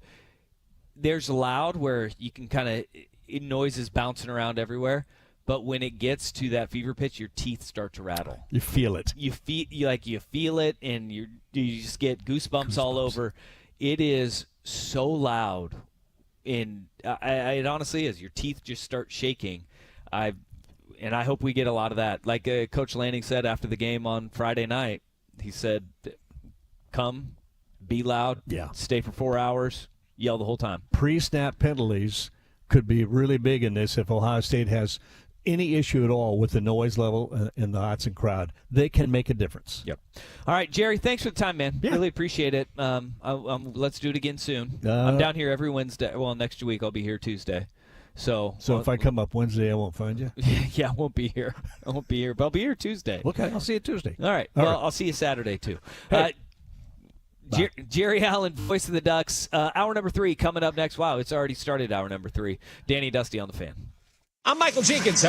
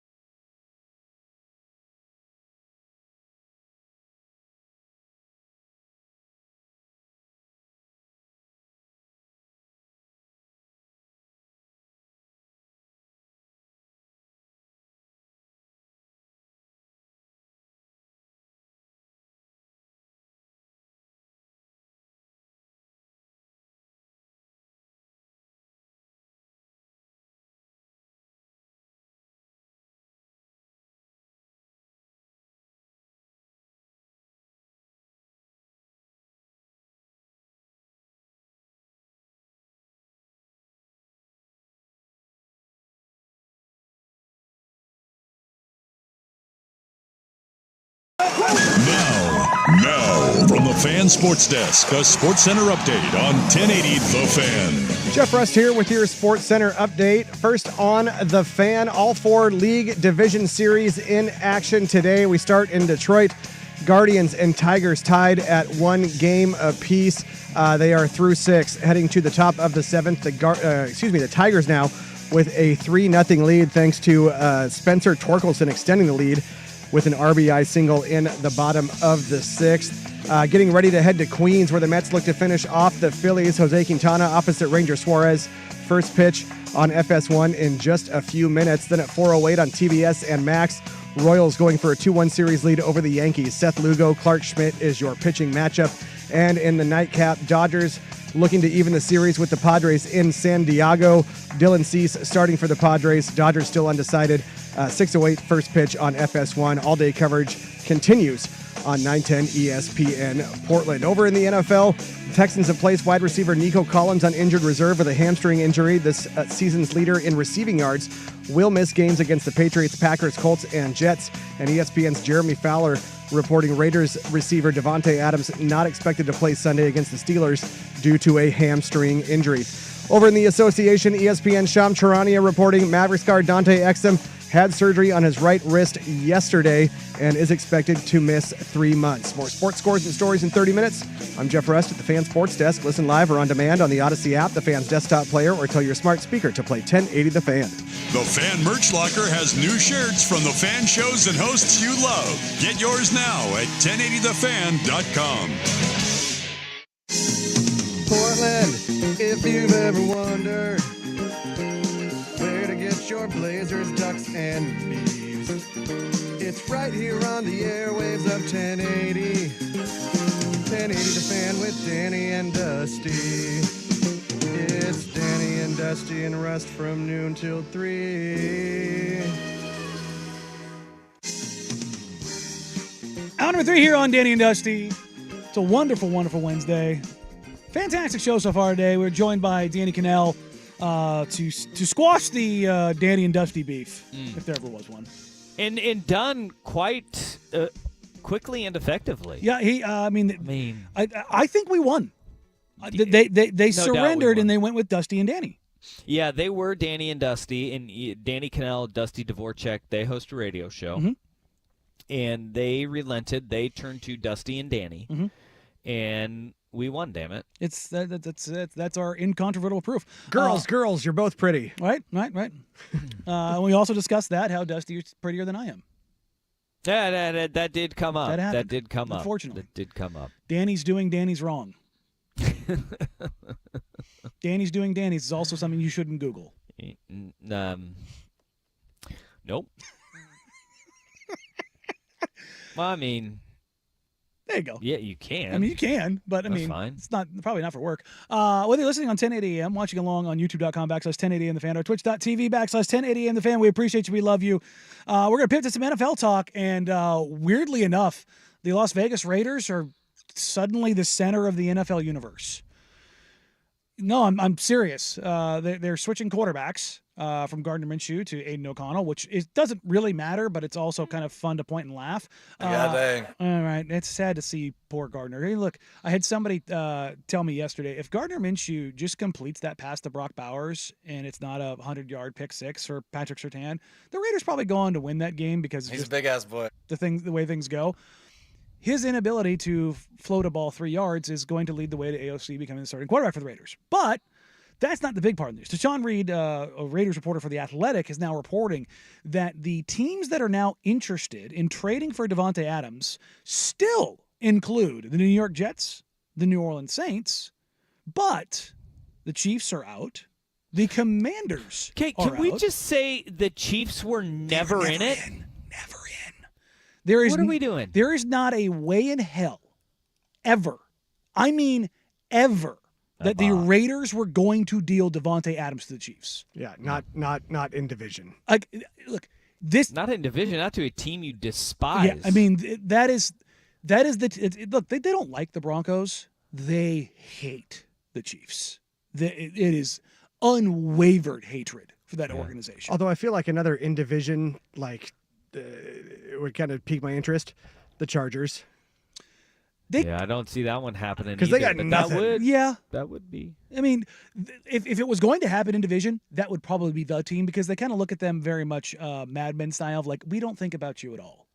Like that's how that relationship goes. Kind of pat them on the top of the head and be like, okay. Yeah. Okay. Honestly, if we're being transparent here, that would mean the Spanos family did something right, and it would not be a complete dereliction of duty and ownership. So, Well, but they did bring in Jim Harbaugh. That's got to be, a little bit Not of a cheap. feather in the cap. Sure. and they drafted Justin Herbert and Rashawn Slater and Joey Bosa. Well, and Alt. And old. Yeah. They're doing relatively well.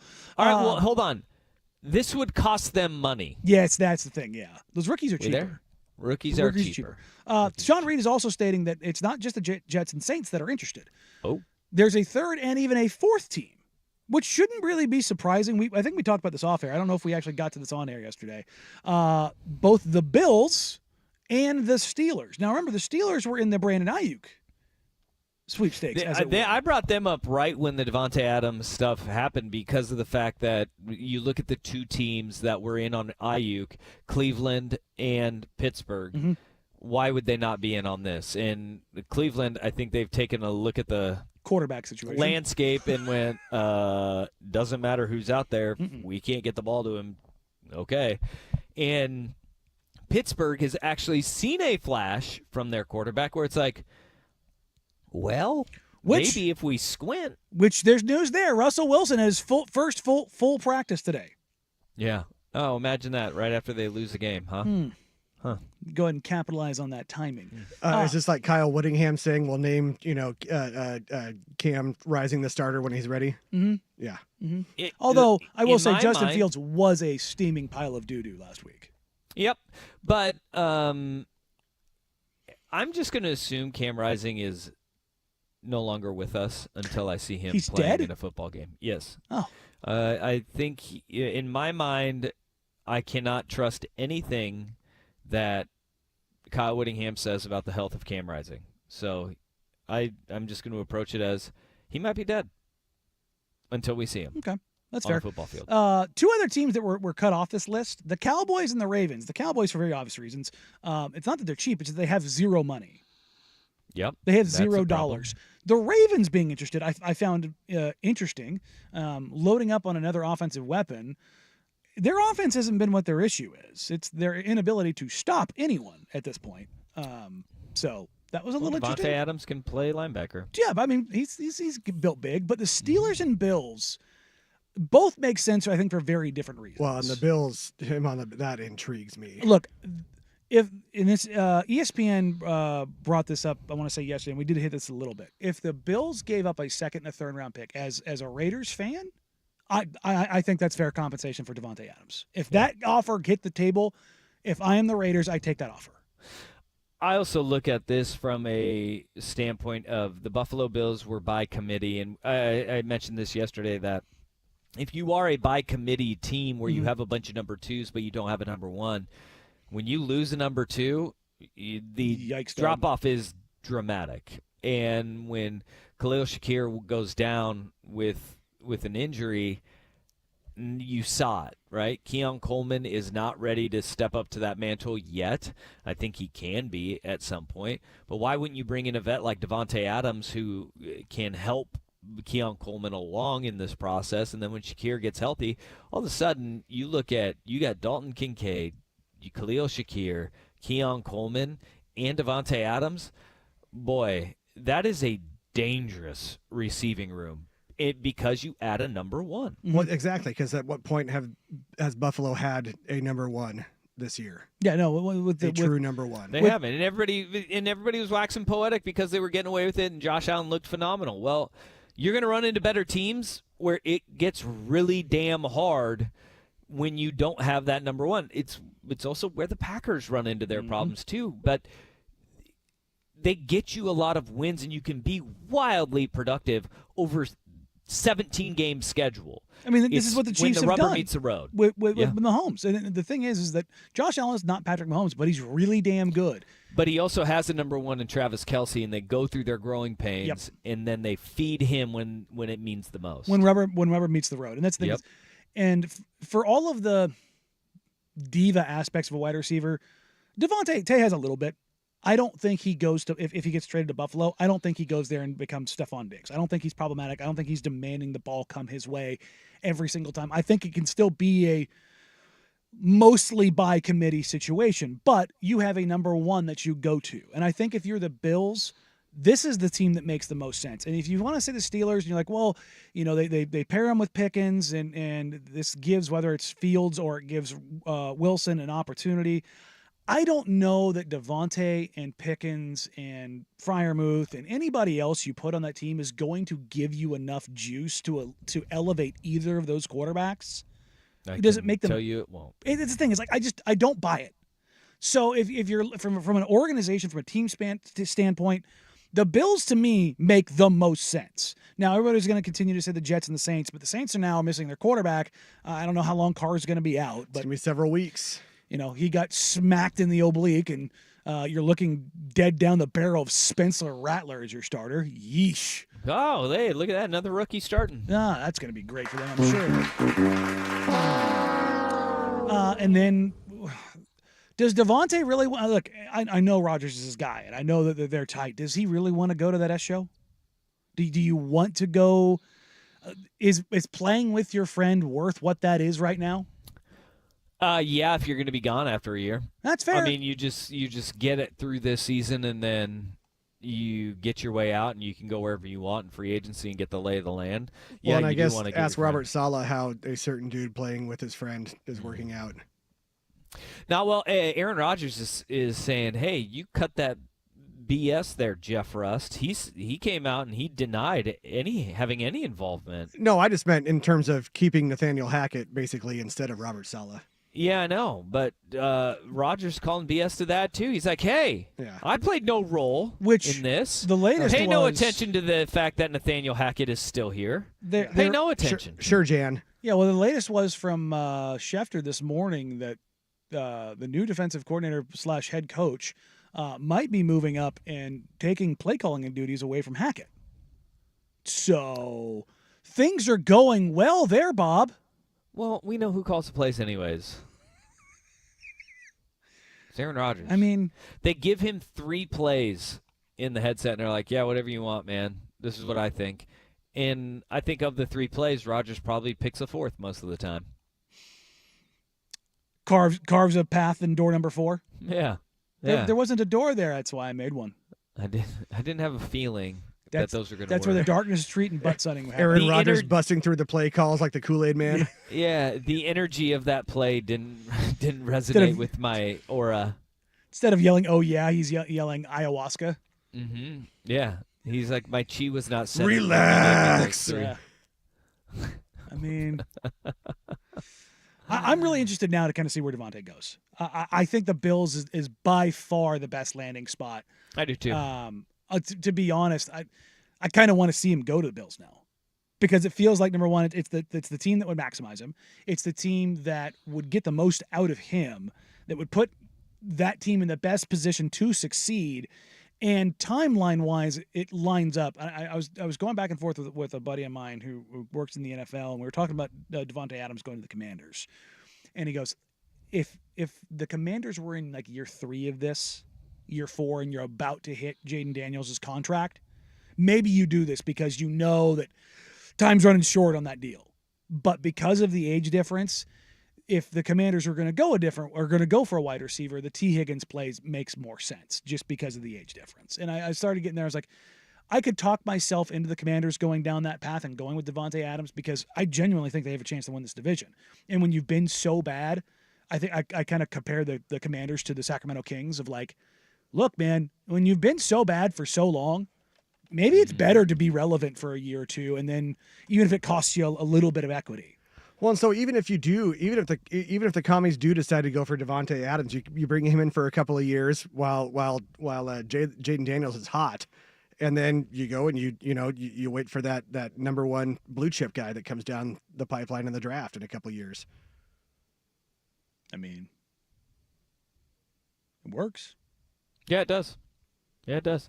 The Jets being in on this is ridiculous, and I hope they are officially out. The Bills make the most sense. The Commanders, let the timeline work for itself a little bit. And like I said before, like there probably is this element too of you don't want Jaden Daniels to feel like he needs to feed anybody the ball at this point. And you just want him to make the right decision. And however that works itself out, the Steelers would be square peg round hole. Good luck and see how that works. But something tells me that Buffalo is going to pull the trigger because they know that window is short for them too. They need to win, and they need to win now. It's a good spot to be. And the Steelers just feel kind of a ways off. They're still a ways away. In a lot of different areas. It's not happening with Fields or Russ.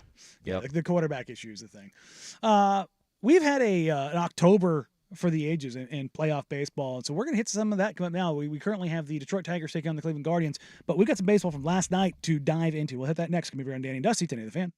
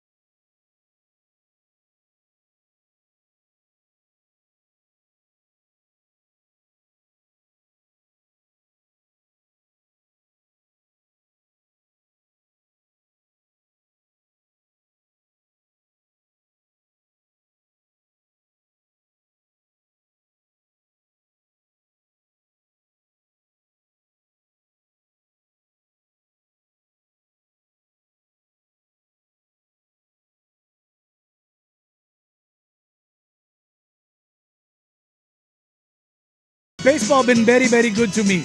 Been very, very good to us.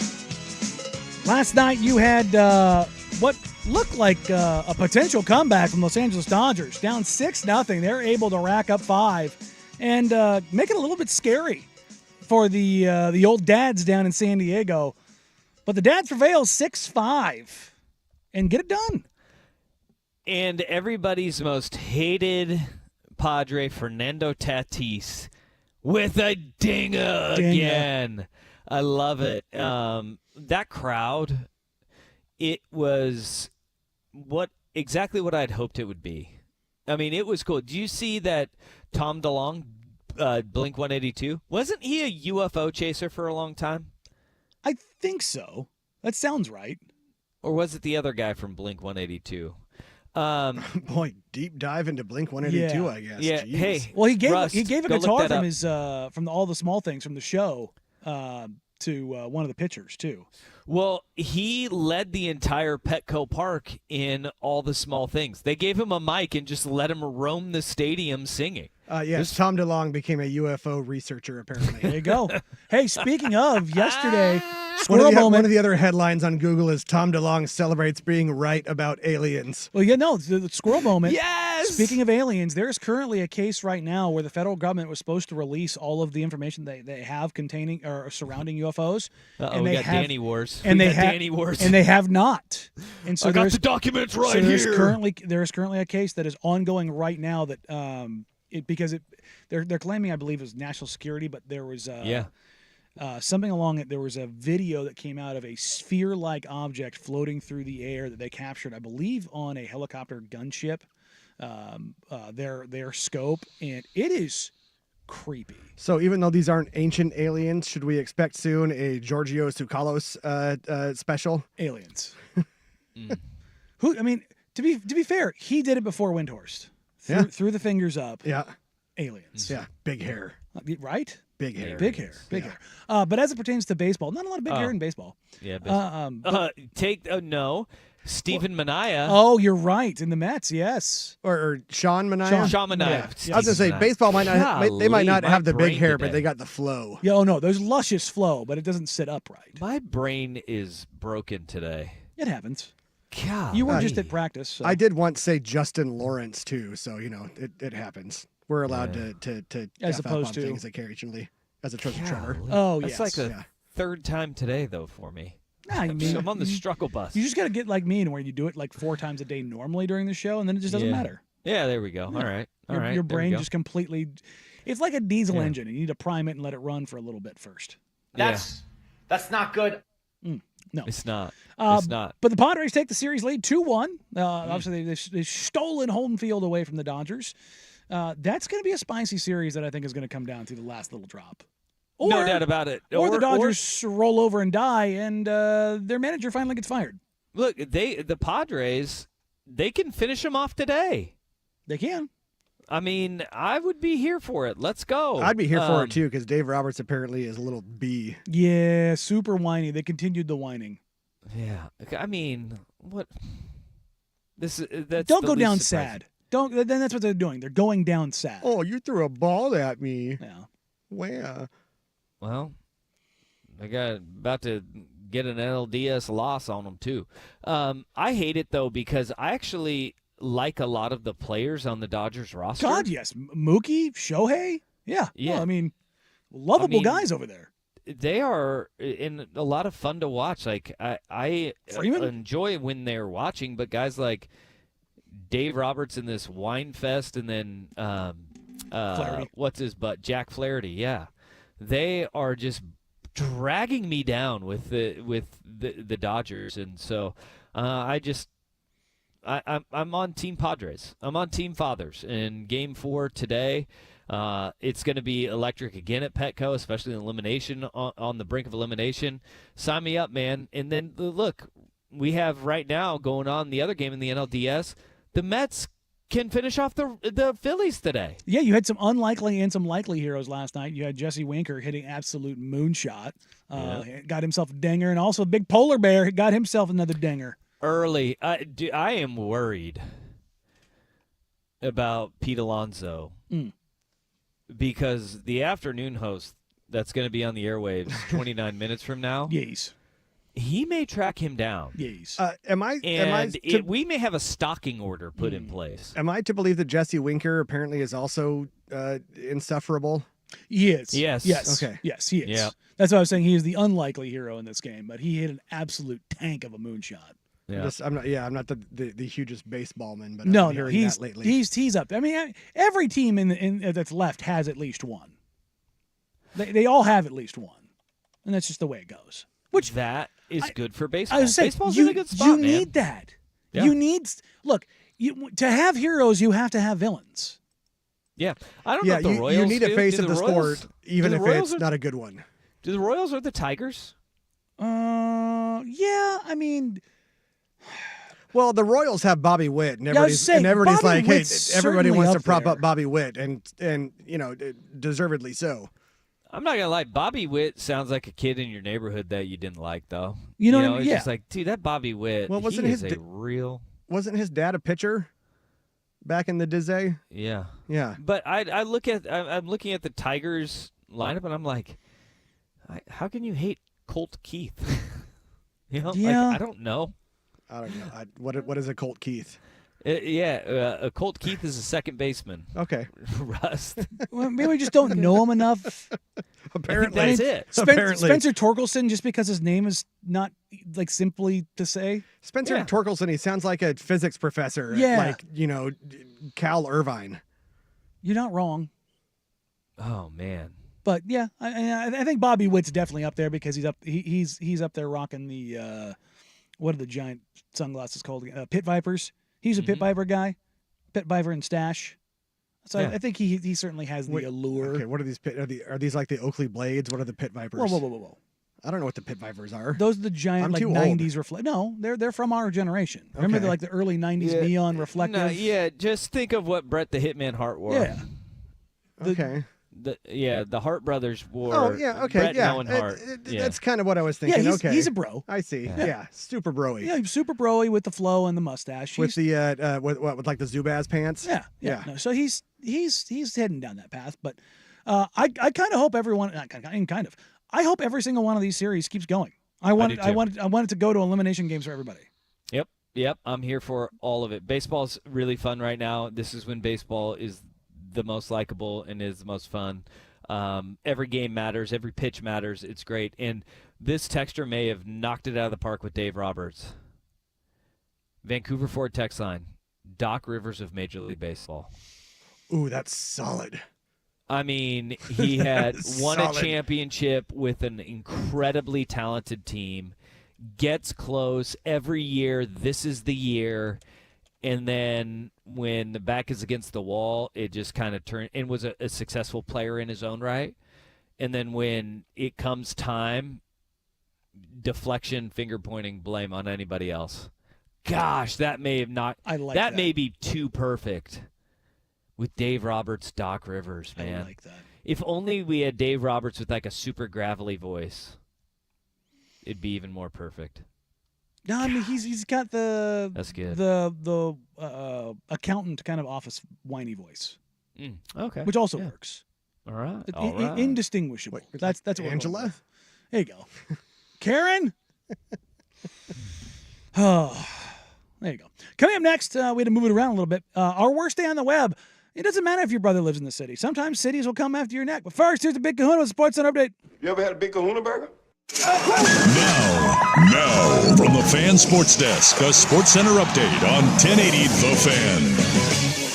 This update brought to you by Big's Chicken. Try their smoked and fried wings tossed with a perfect dry rub and served with a trio of killer sauces.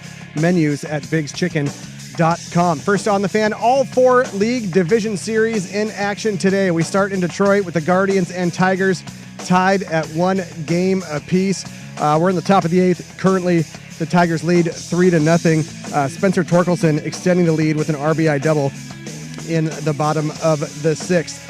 We're top 2 in Queens at Citi Field. The Mets and the Phillies are still scoreless. Coming up later on today, 4:08 first pitch on TBS and Max. Royals going for a 2-1 series lead over the Yankees. Seth Lugo and Clark Schmidt is your pitching matchup. And then in the nightcap, Dodgers trying to even the series with the Padres in San Diego. Dylan Cease on the bump. The Dodgers still making a decision on their starter. That's a 6:08 first pitch on FS1. All-day coverage continues on 910 ESPN Portland. The Texans have placed wide receiver Nico Collins on injured reserve with a hamstring injury.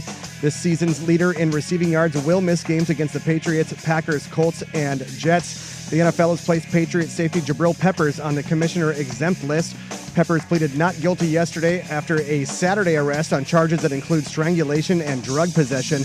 He is not allowed to practice or attend games while on the list. And ESPN's Jeremy Fowler reporting Raiders receiver Devontae Adams not expected to play Sunday against the Steelers due to a hamstring injury. More sports scores and stories in 30 minutes.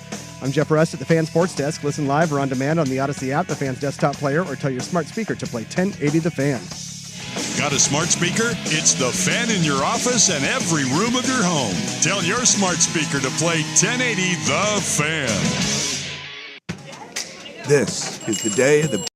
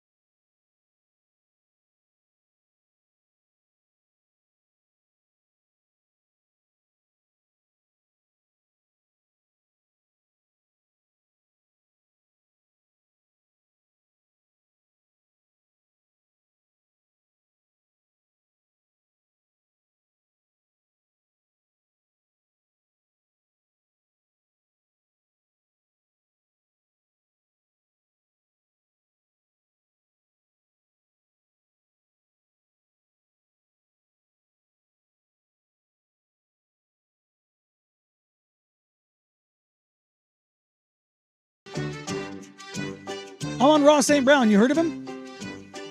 Wide receiver of the Detroit Lions? I have. He's really good. Pretty damn good.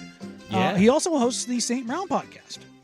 Oh. He brought his brother, Equanimous, on the podcast, And he said if people could choose to live anywhere in the world or the country, they would not choose Detroit. This was a back and forth, as brothers are wont to do.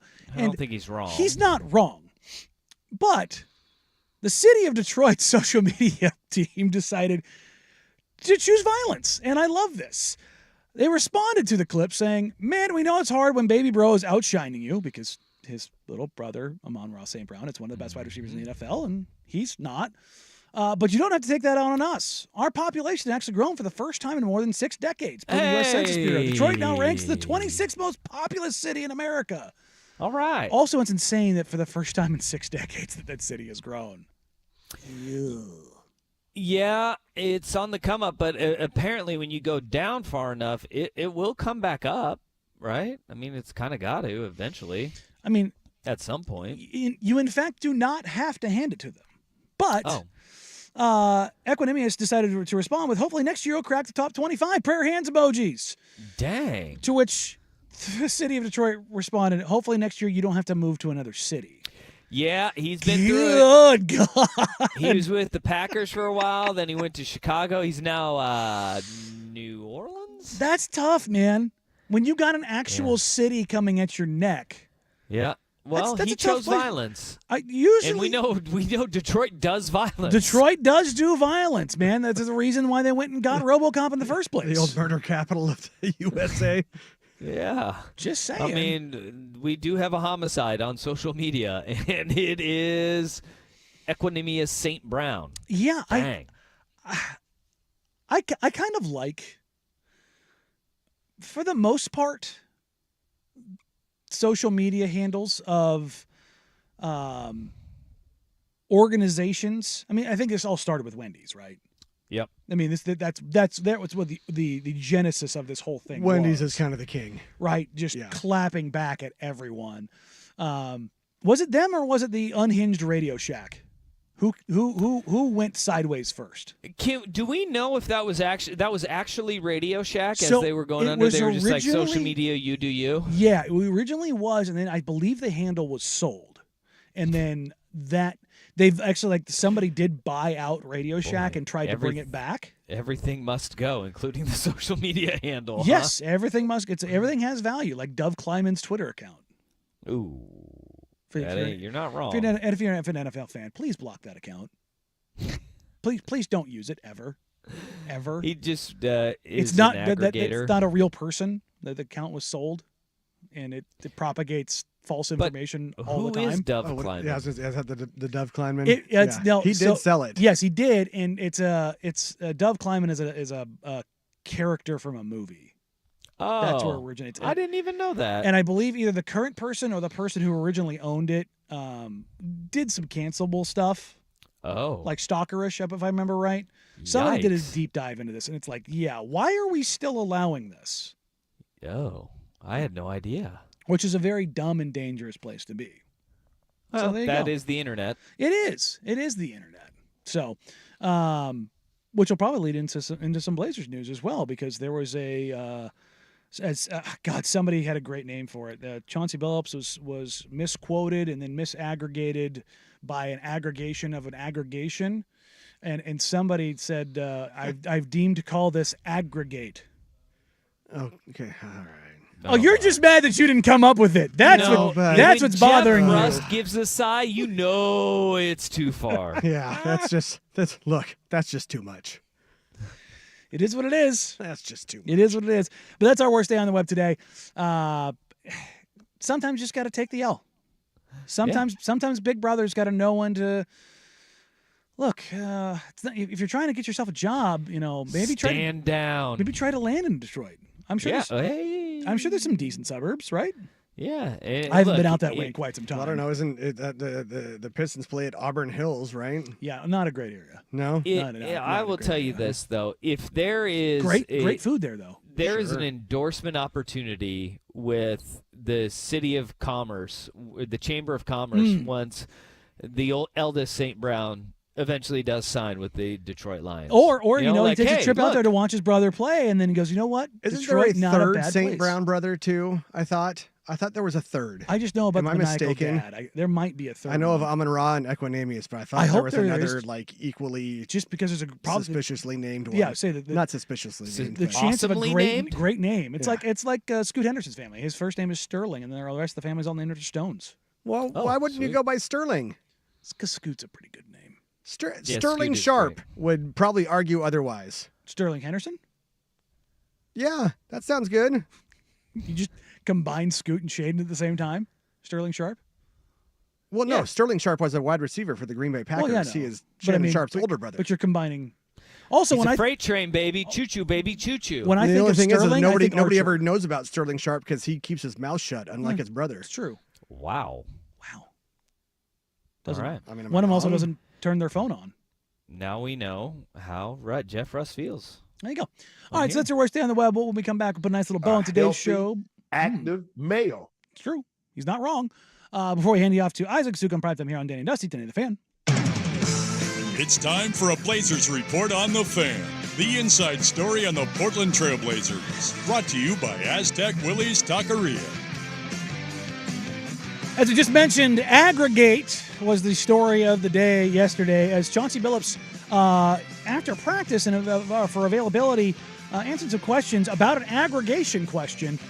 This actually stems from a question that I asked Chauncey Billups last Friday. I asked Chauncey Billups whether anybody had stood out in camp, any of the young guys, any of the new guys, really anybody in general. And his response was, yeah, Denny Avdia has been great the last couple games. He's probably been the best player the last couple of days. Well, an aggregation account took it and aggregated it in another language, and then one of the worst aggregators in the world, Dunk Central, aggregated it as Chauncey Billups says Danny Avdia is the best player on the Blazers team, to which Chauncey Billups had to tag that out and go with, hey guys, no I didn't.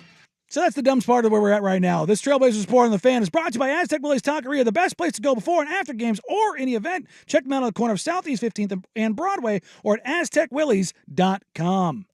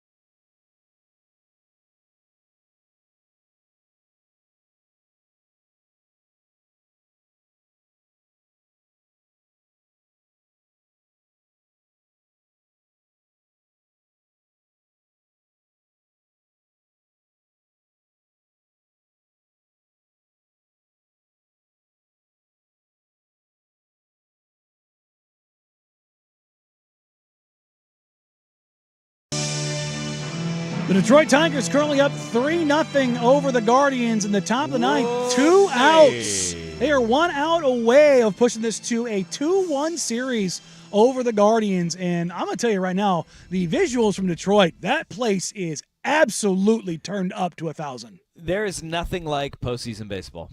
Love it. There really is not. It is so fun, especially in cities. We talked about this yesterday where, Kansas City and Detroit, it's been a decade since either one of them have hosted a postseason game.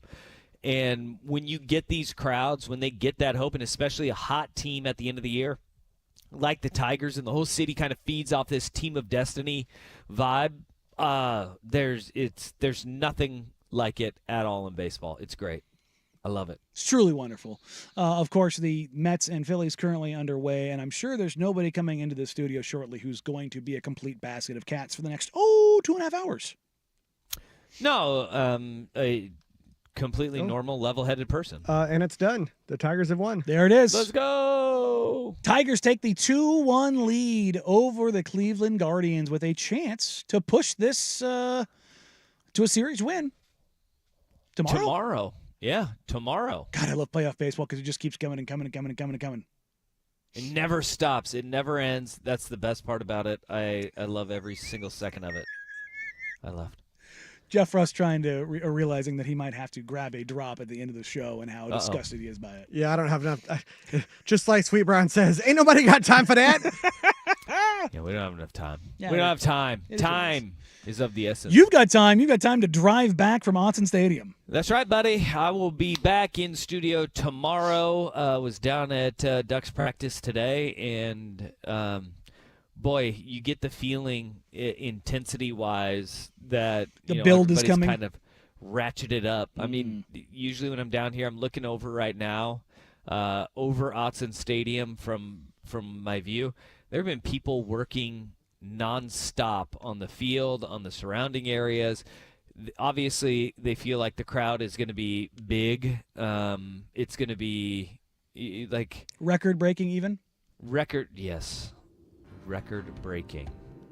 And look, I think the Ducks may have some things in store for the fans come Saturday afternoon, man, as far as not just on the field, but adding to the whole stadium vibe and atmosphere. It'll be a lot of fun down here. It's going to be great. Indeed, indeed. Dang. All right, that does it for us today. Look at this. We're another show in the books. We'll be back tomorrow from noon till 3. Up next, you got what? What'd you say? I was just telling you we have 30 seconds left in this. Oh, okay. Yeah. I thought that was Danny. Nope. Up next, you got 4 hours of power from their mouths. On air to yours. producing. It's prime time with Isaac and Sook. Have a great Wednesday, everybody. See you Thursday from noon to 3 right here on The Fan. Bye.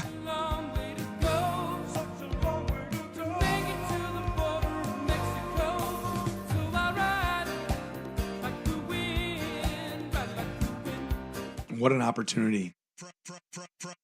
Prime time with Isaac and Sue. A prime asset at any party. I would have 100%